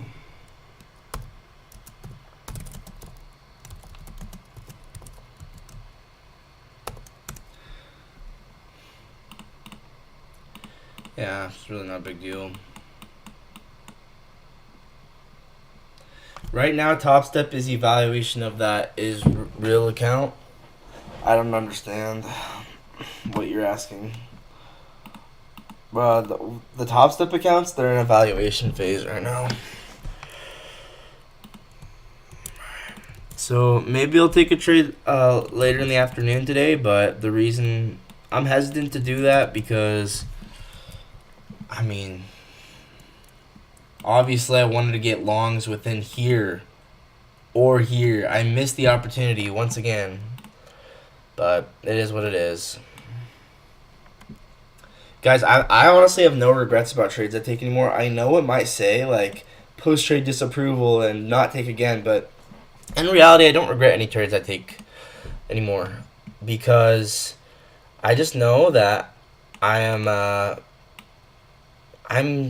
mess up. That doesn't mean that I'm gonna necessarily approve of it, but I don't regret it. Like, I'm trying my best. I'm trying my absolute best in the moment.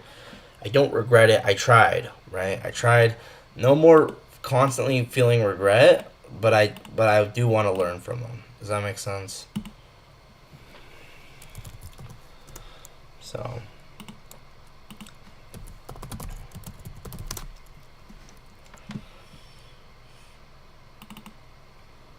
Alright.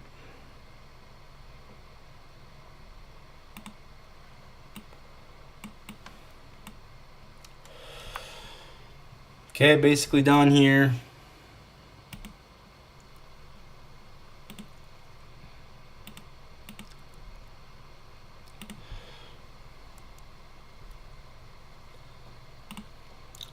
Yeah, it's pretty normal for me.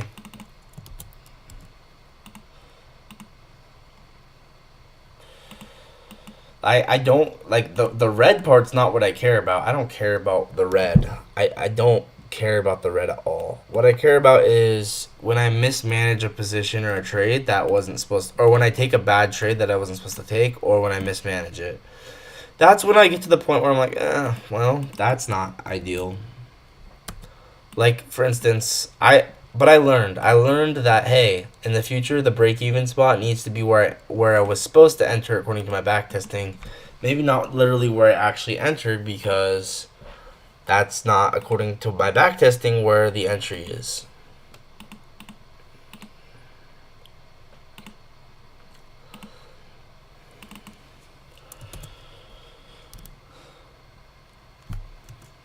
Alright, almost done.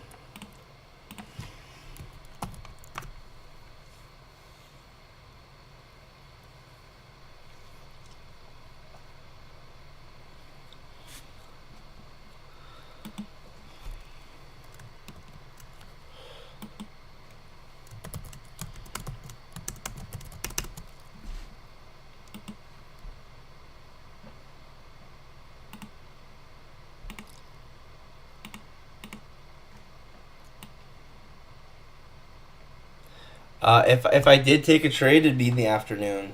Another trade. I wouldn't be live for it though. It'd just be if the dodge indicator alerts it or I see something. Okay. I'm not gonna.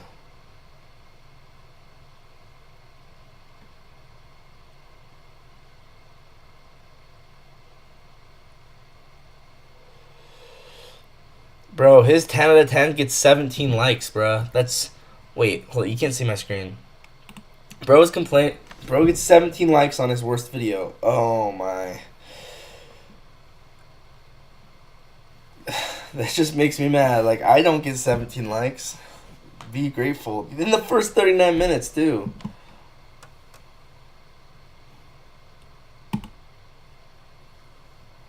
Alright.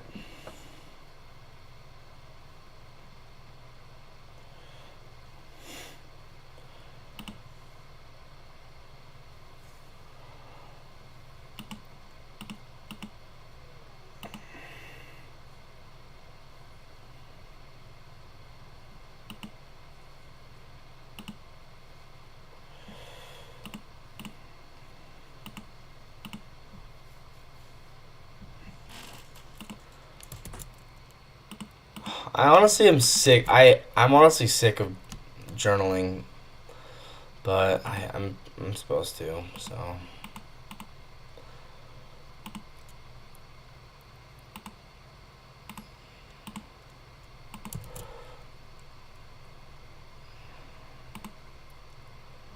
nice. No issue with the upload.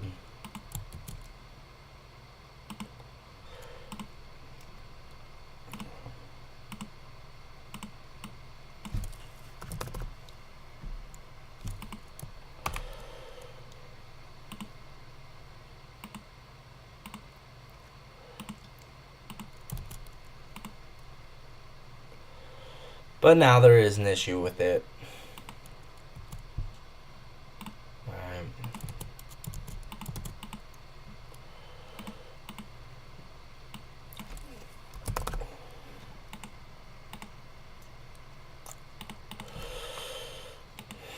Almost done.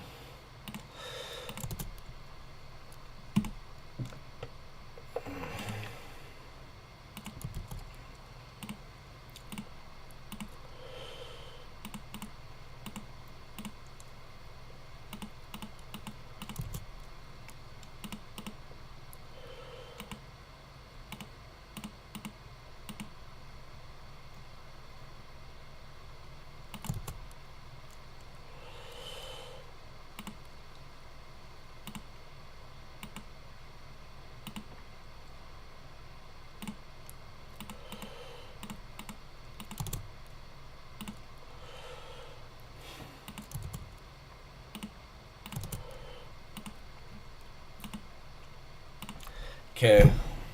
Let's save that.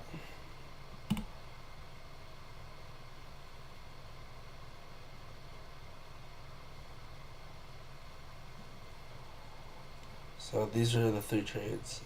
This last trade was the best one, so I should have given myself through quite a lot. Okay, that's it. All right. Yeah, I'll see you guys whenever I stream next, probably tonight, and or when I upload the next video. So, thank you guys for watching. I'm trying my best, as always. How come it's not going big? Anyway, I'll see you guys later.